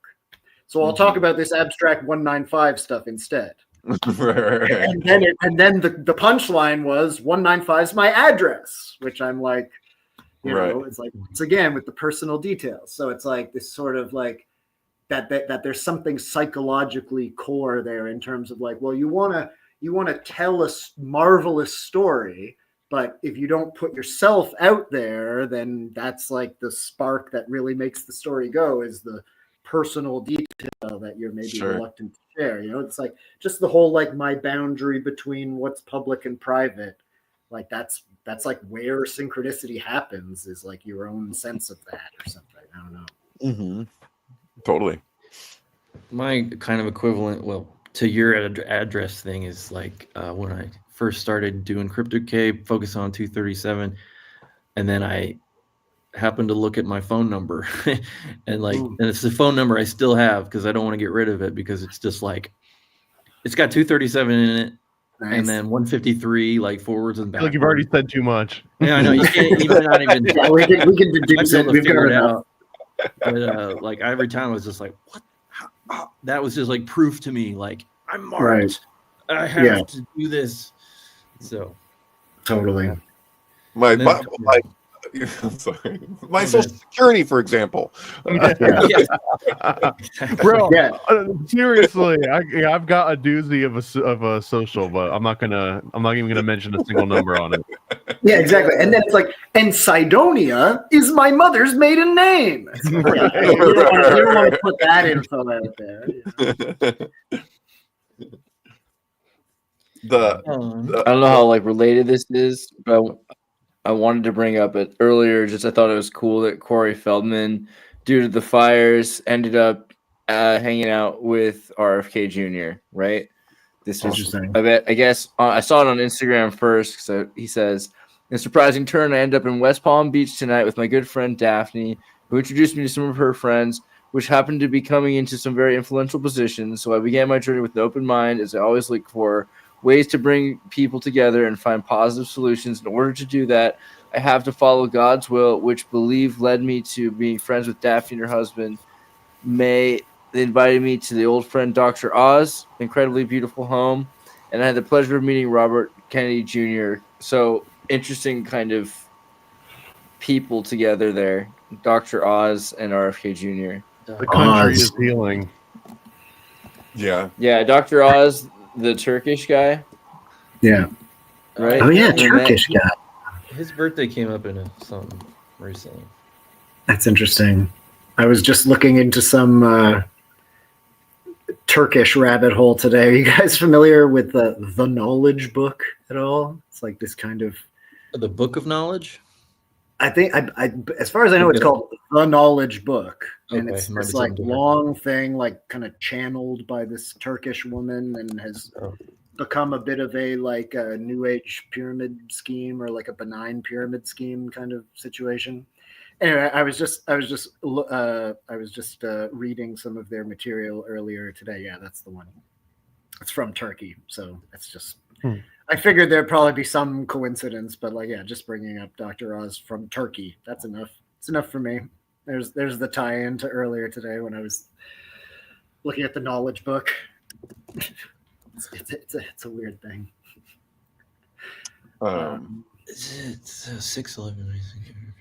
If you guys ever get the opportunity to see him perform with the Angels, I want to say Corey Feldman. Oh yeah. It's pretty epic. It's pretty good. I mean, it's fun. It's fun. He's having such a good time. It's like if you go to see a musician, you can just see how much fun they're having. I don't know what's happening with them now with all of that. I don't even know what controversy surrounds Corey Feldman. I was going to mention too this. We talked about Corey Haim on the Hot Tub Show because Corey Haim died on the 33rd anniversary of March 10th, 1977, Polanski's hot tub incident. And a week later is the release of Hot Tub Time Machine.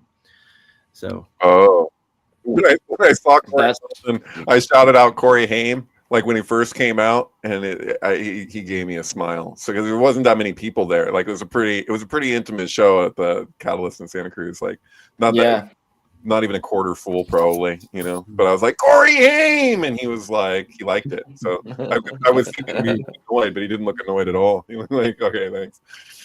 No, yeah.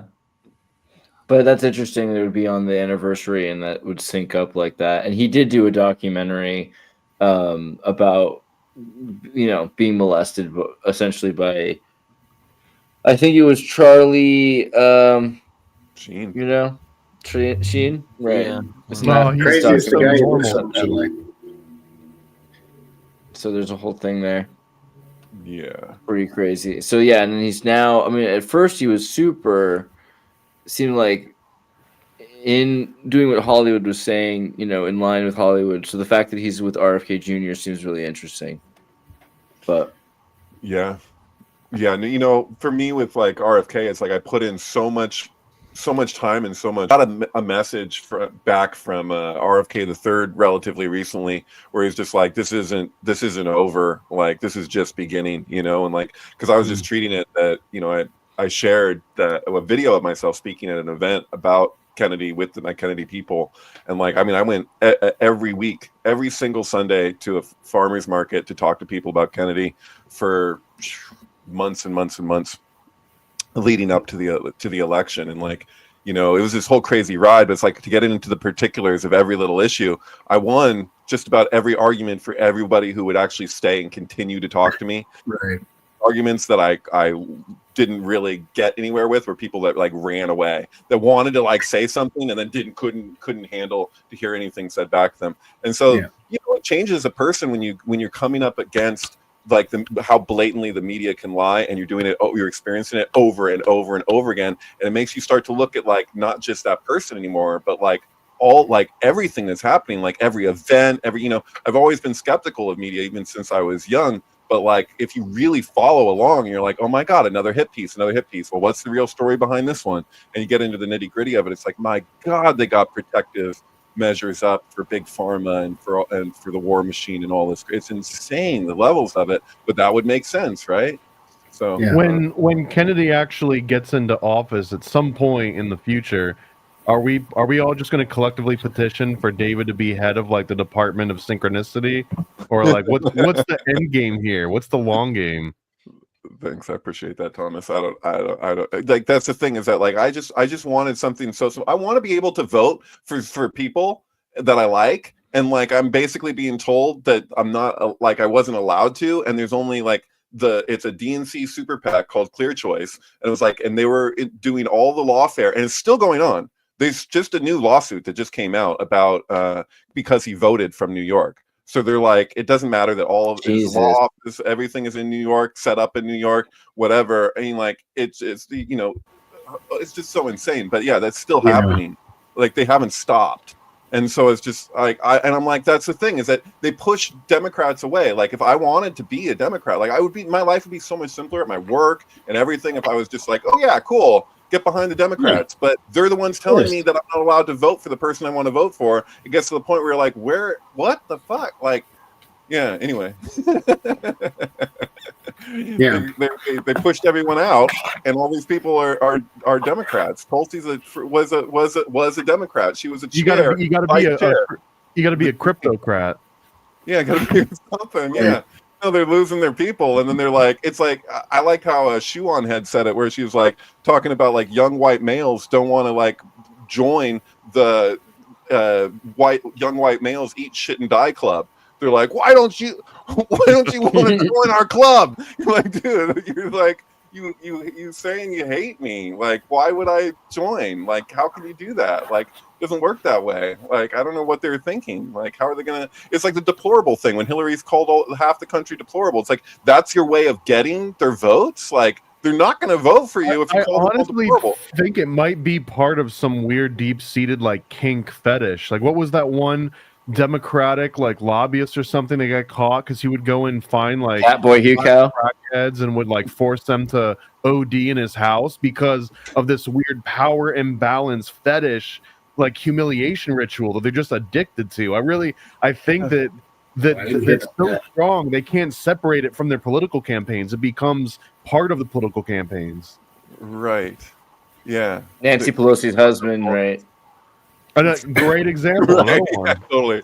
They don't want to be stubs. Is that the deal? It's like, I don't know. That doesn't, like, to what degree? You're like, could you just, stomp on bugs in stilettos? Like, I don't even know. Like, it's a kink. Okay. What do you think about I know we kind of touched on like the chaos going on in Los Angeles, but what do you think about people starting fires? Like these whole things where a bunch of random people are like 7 legitimate videos of arsonists attempting or starting fires. What the hell? There was one guy they just actually got for arson. Like he's being charged. One of the guys they released, and I think it was the guy with the freaking blowtorch. It's hard to follow all this stuff, but there's a guy and the neighbors all come together to stop this guy who's got fire starters and a blowtorch. And they said they were holding him in custody, but not for arson. And I'm like, or suspect. I'm like, dude, the guy was caught. He came from one. They followed him from one place where they suspected him of starting the fire to another place where he then tries to start a fire. They catch him. It's like, dude, this is like a Scooby-Doo episode where they're just like, well, okay, guys, good job, but okay, he's on his way now, Reminds me of Once Upon a Time in Hollywood, where he's got the flamethrower in the Hollywood Hills. And sure. Sets fire to Susan Atkins, Yeah. The way things ought to be. Yeah. I had never seen Chinatown, so I watched it yesterday. It's really good. Chinatown's great. Great film. Chinatown's like super pathetic. If I get to go on to I hadn't seen it before, like my old archived old Facebook posts, I can find places where I was like, dude, Chinatown's the future of LA. This is a prophetic movie. But yeah. But what were you saying, Andreas? Nosy fella, eh? RGZ says they already let the guy with the blowtorch go. It looks like. Yeah. So not sure. Yeah. What Third time's a charm.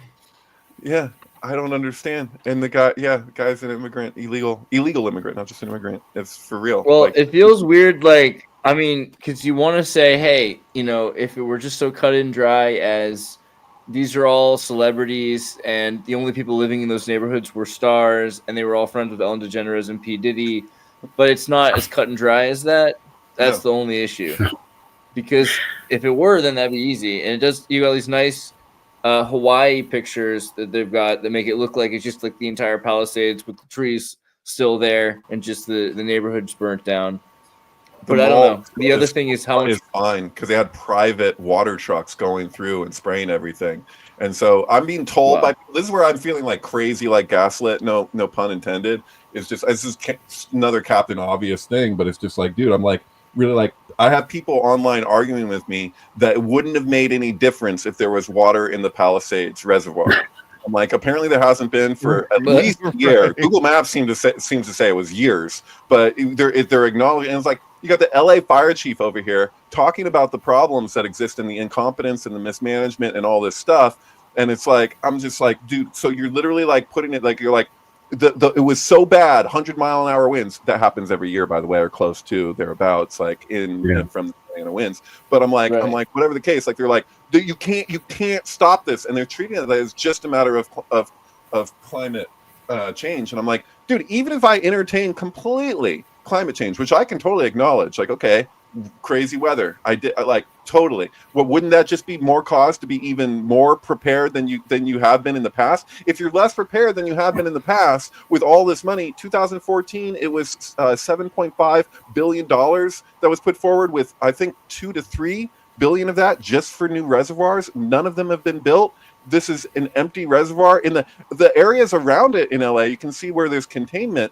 There was some degree of containment. How long was it at 0%? In the area that happens to have no water in the reservoir? Like, so this is where it's like gets insane. You're like, dude, you're literally arguing with me that it does, like, it was so bad that there's no point in having water. It becomes why even have water? It's just a coincidence. This is like a crazy sink theory you have, that there's like there's some sort of like the fact, like you're hallucinating a connection between the lack of water and the inability to stop a fire. Like, yeah, and also everything's going uphill. They're pumping it uphill. I'm like, where's the reservoir above hill? Like, this is bad infrastructure. And then they're like, oh, well, climate change. It doesn't even matter. We could have the best infrastructure. It wouldn't make any difference. It's like, well, we don't. What would happen if we did? What the fuck? Yeah. The reason behind this that I guess that I've oversimplified down to understanding, it's the equivalent of your mom gave you lunch money and you just pocket it and you never actually get lunch, but at a certain point you starve to death and you're like, I don't understand how this could have happened. Everything was going so fine. Like, you had this nice little stockpile of money, and it's kind of like that's what California had been doing this whole time, or that area was, that they were just pocketing the lunch money for so long. It would be the same thing as just not paying insurance and just being like, oh, I just won't get sick this year. Right. It doesn't make God, it doesn't make sense. Yeah, it's my plan. Yeah. It does seem like LA is just being it does feel rearranged and raised and probably sold, and there's just stuff. Yeah, I feel like if you've got so many people moving out of Washington, then they want to. It's like Gavin Newsom's trying to reconsolidate in California the same way that governments kind of de facto had to move to California when Trump became president in 2016. They needed a place that was a little bit more in their own wheelhouse. They were running out of places in the United States like that. And California was the ideal choice, and they're still pushing hard to make California this, former government, like the legacy, let's call it legacy Washington, is moving to California. Well, the opportunism is there no matter what. Like, you don't have to be a conspiracy theorist. Like, straight out the gate from the show today, you're talking about, Gavin Newsom with the land grab stuff, and it's just like he's so excited, and it's just so transparent. You don't have to be a conspiracy theorist. You got the 2028 Olympics coming up in LA, and you're like, it just looks like even if this wasn't like a planned crazy thing, he's like, oh, what a perfect opportunity. Like the fact that he's so positive in that way about something so devastating for so many people. It's like, how is that even like? It's super American Psycho, dude. That's weird. Just the way that, I'm just remembering. Like I couldn't have told you who the mayor of LA was, but now I'm remembering. Like, oh yeah, I did see her on TV. Someone was handing her a flaming torch. Yeah, she can't at pull the back closing and smile. It's a ceremonies of the permanent smile. It looks like freaking like Jack Nicholson as the Joker. Like she can't. It's just permanent. Like it's just there. I'm like, is that like she she's handed talking a about flaming torch devastating off stuff? to Tom Cruise to. She's fucking smiling the whole time. It's just like, where's your PR people to tell you that that's not the way to do that? Like, I don't understand. Like, even on their own terms, I don't understand it. Like, what? Like, are they just that arrogant? They just don't care at all? I guess so. I mean, this has been the problem here, and people are trying to. We've been railing against this thing where it's like, why is it okay for the prime minister to be so smugly looking down at us? Like, this is not. Yeah. Why are you all okay with this? Like, does he even have the attitudes that come off these people that used to be anathema are like now they're rubbing it in our fucking faces. Is his approval like 15 to 20% right now? Is it even really that? Like Trudeau? I don't think we have any kind of accurate polling up here. So I don't really. Okay. So this is the thing. It's like I was thinking when I was hearing that it was 20%, I was like, wow, that's even probably with their trying to give him the benefit of the doubt in any way they could when they're doing, if there's a bias to those polls, they're just like, you just really can't hide it. And, remember though, the way that our electoral system works, you could have 90% of people say like, I hate that guy. And yet half of people might vote for their party because they hate the other party more. Okay. Because we just, we are very much, our hands are tied with this strategic voting. Like, people it feels like people who hate Pierre Poilievre are going to vote for him because they hate Trudeau more. So like approval, I don't know. Right. And they don't necessarily have to hate Pierre. They hate Pierre because of his position. I mean, and it's crazy. All these governments around the world, though, right now, in Europe particularly, it's interesting that you have the Hungarians, the Austrians, the Germans. They're all shifting. Trump's become president, and then boom, boom, boom. Austria was already having an election, but then they had some vote of no confidence. The governments failed to secure their confidence, so now this right-wing government, they're calling it, which is really just the populist government, is going to emerge. Right. And the same thing with Germany. It looks like AfD with Alice in Wonderland, right? She's probably gonna win. Elon Musk talking to her and getting her famous. I mean, they succeeded like within second of all things yesterday. So it's a complete turnaround. And there's all these government groups that are trying to forbade people using X or even using media systems. But it looks pretty clear that all of these countries are switching. And who are they switching for? What's the deal? We're switching along with Trump, but what did Trump do?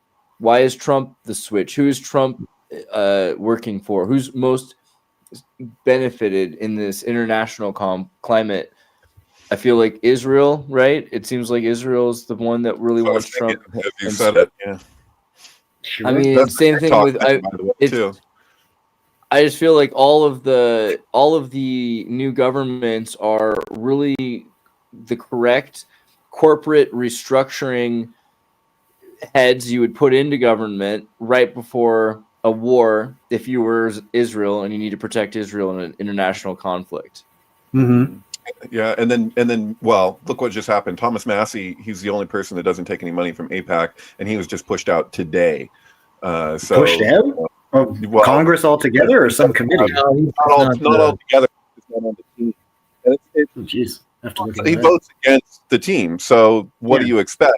But he's also like the one guy who's not like totally bought, so it's to be expected. But yeah, Yesterday was his birthday, also. That was just a weird coincidence. Thomas Massey, yeah. Happy birthday, Thomas. Whoops, sorry, not you. I don't know when your birthday is. The real one. Yeah, no, it's crazy. And then meanwhile, you have Newsom has his Trump-proofing California, $50 million to Trump-proof California. Is that our priority right now? Like with everything that's happening in California currently, it's like it's scary. It's scary to be like, right. Okay, it's the priority of the deep state. It's feels like one Patty government Hearst versus another.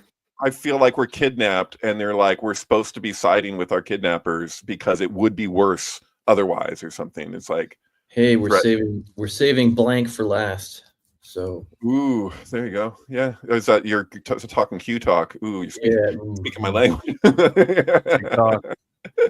It's interesting though. I mean, to think like if that's the case, and they are setting up this like total world order to protect this thing. It's like at a certain point, all the guns can go.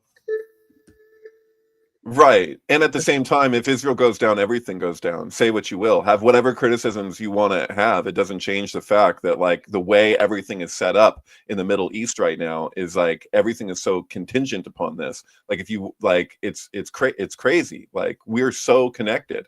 And so it's one of those things where you kind of have to go, you're like, are you all in or not? Because what will a compromise end up, what effect will that have? Like it's crazy. We've invested. Now it's like a what do you call that? Cost sunken cost fallacy. Cost, yeah. It's just. Well, I'm looking forward to what Trump has a victory rally on 1/19, the day before the inauguration, and I've had that date circled on my calendar because of my map on my map, and I didn't know what was, but I did expect, because in 2017 on January 19th. There was a collapsing tower in Iran where it was one of those things where he collapsed due to fire, but it looks like a demolition. So I'm looking toward this one with trepidation for sure. The other reason is I tweeted about it, or I did a tweet. Somebody else on Twitter noticed that in the movie Interstellar, they mentioned the length of their time displacement is 23 years, 4 months and 8 days, something like that. And so what he did was he added that amount of time to 9/11, and he got 1/19/25 upcoming, and that's kind of cool. But then I went ahead and went a step further, find the midpoint of that, and I noticed that it is the day of the series finale to The Office. So on like a sync level, it's like a finale to The Office just before Trump takes the office. And also on the other end is 9/11, which was like the destruction of the office. A grand finale of the some actual famous Matrix offices.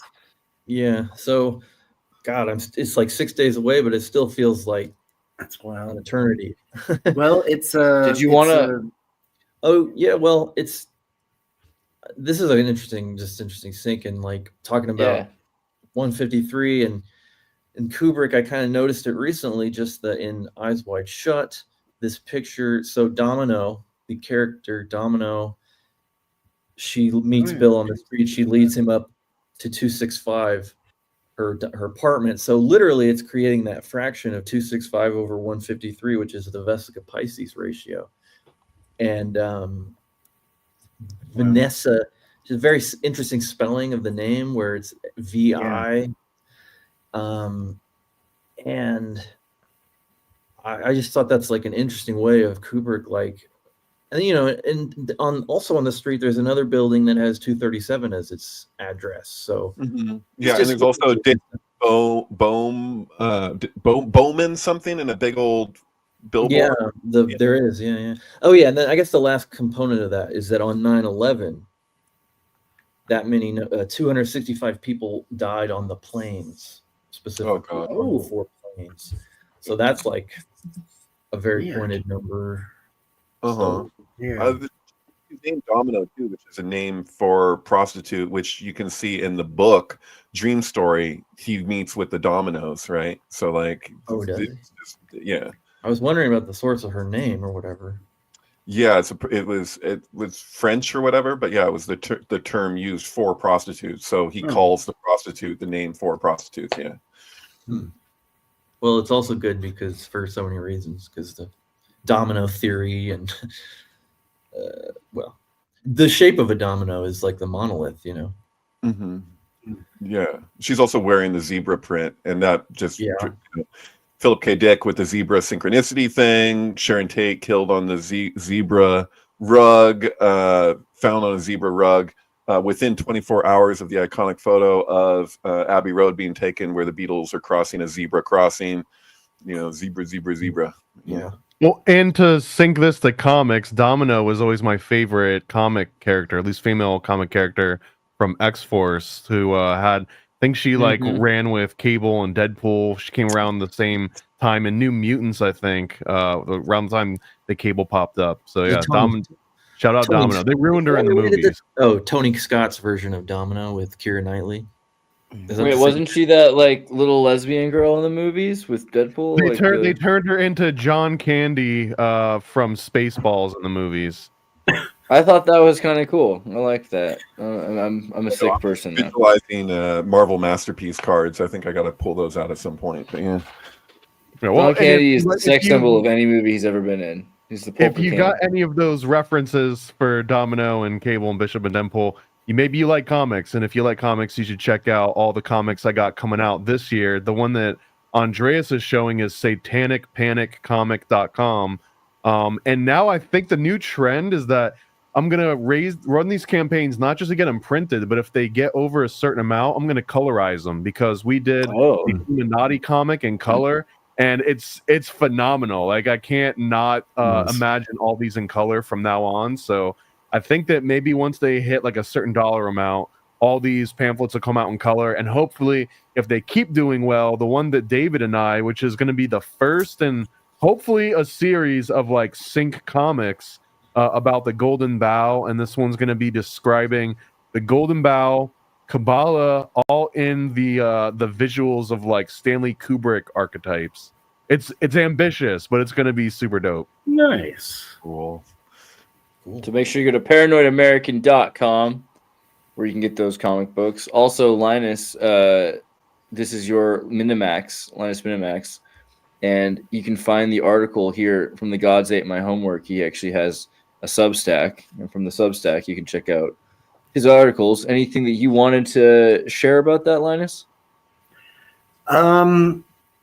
I guess there's plenty of detail in there. It's still worth reading, but just to spoiler the other spoiler, which is that, part of what was sort of baking my brain, the other theme that was on my brain as I'm back in 2008 and thinking about all these Hoagland coincidences is, Hoagland and at that point he had his collaborator, Mike Barra. They're going through all of the NASA missions now. They're looking for these little 195s.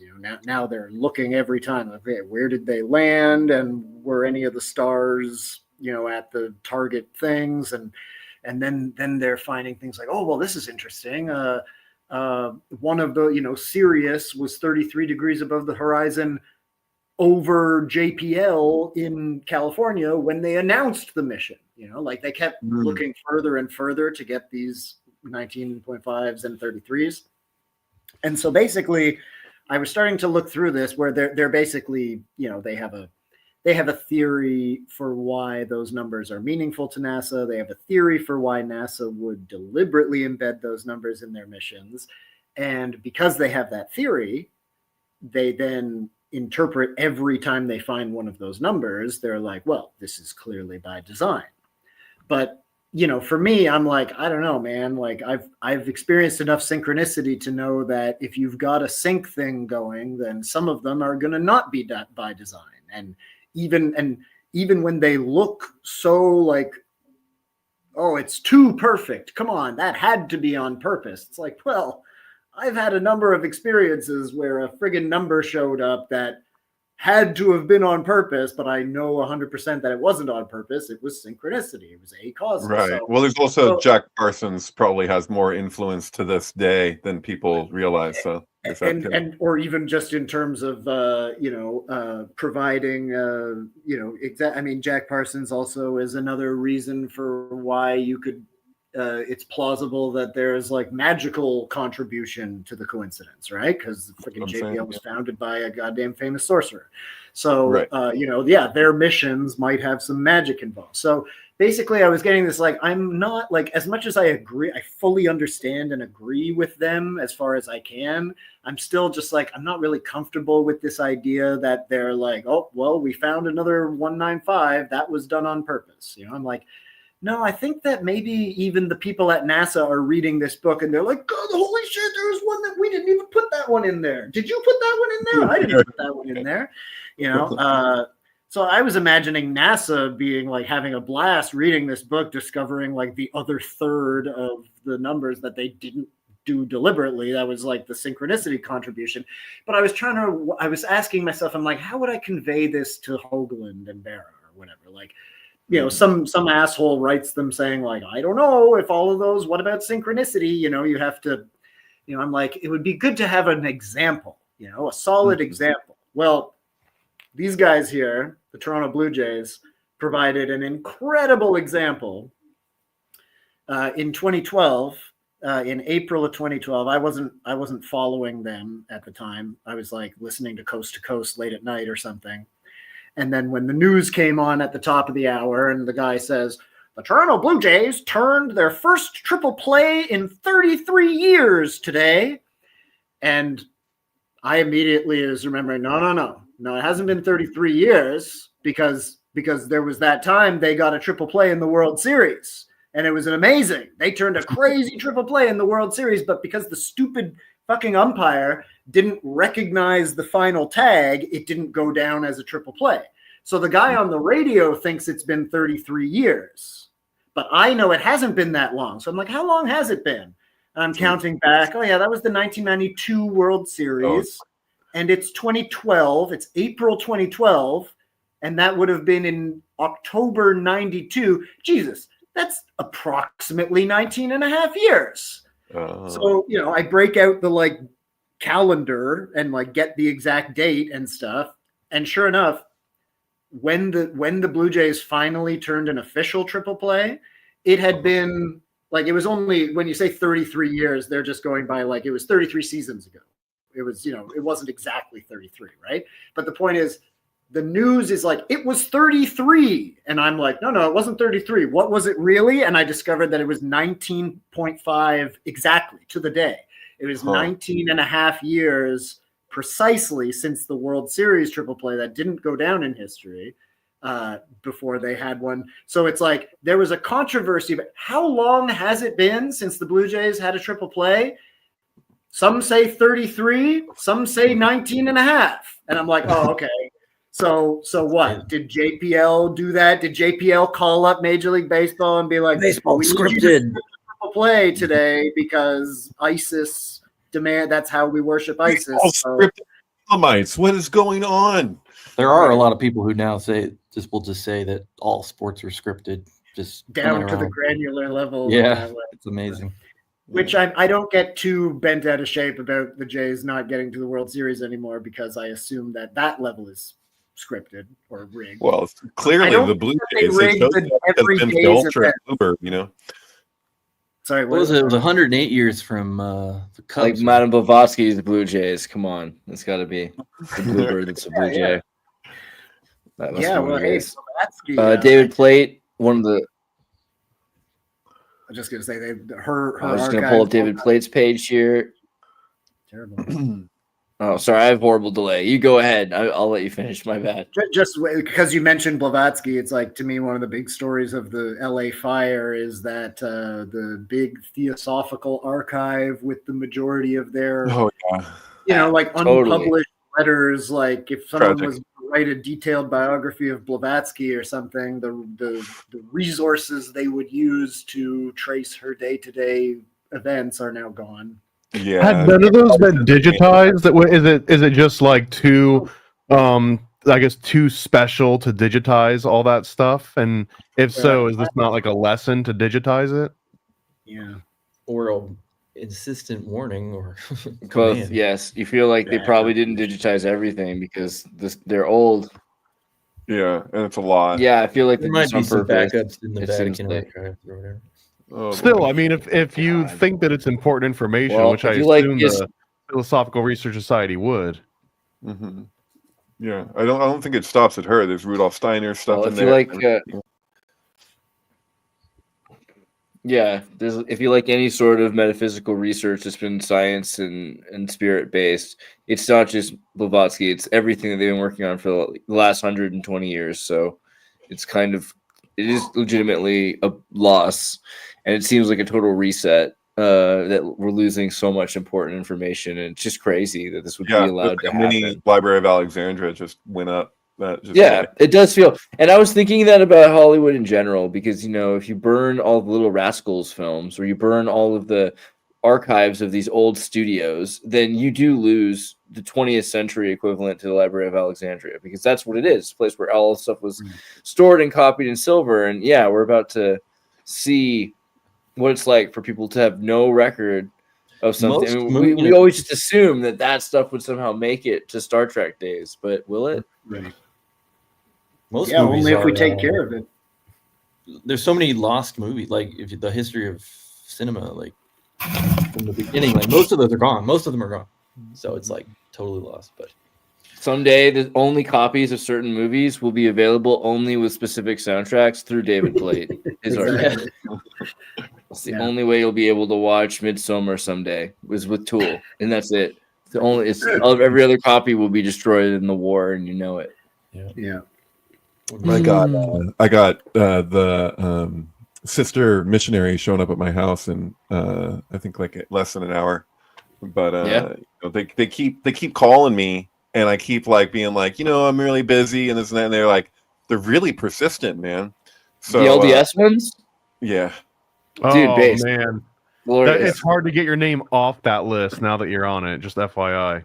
Well, I've talked to them like I think 10 times now or something, but they sometimes just come by. Now they've been calling, and they're so persistent, and they're so enthusiastic that it's really hard at a certain point. Just be like, I'm like, look, I got to go to work Wednesday through Saturday. I'm not going to be available, and they're like, well, what about tomorrow? And I'm like, well, I do a podcast tomorrow. What about after the podcast? I'm like, well, okay, you know what? I can't lie to this girl right now, so next time invite them on the podcast next time.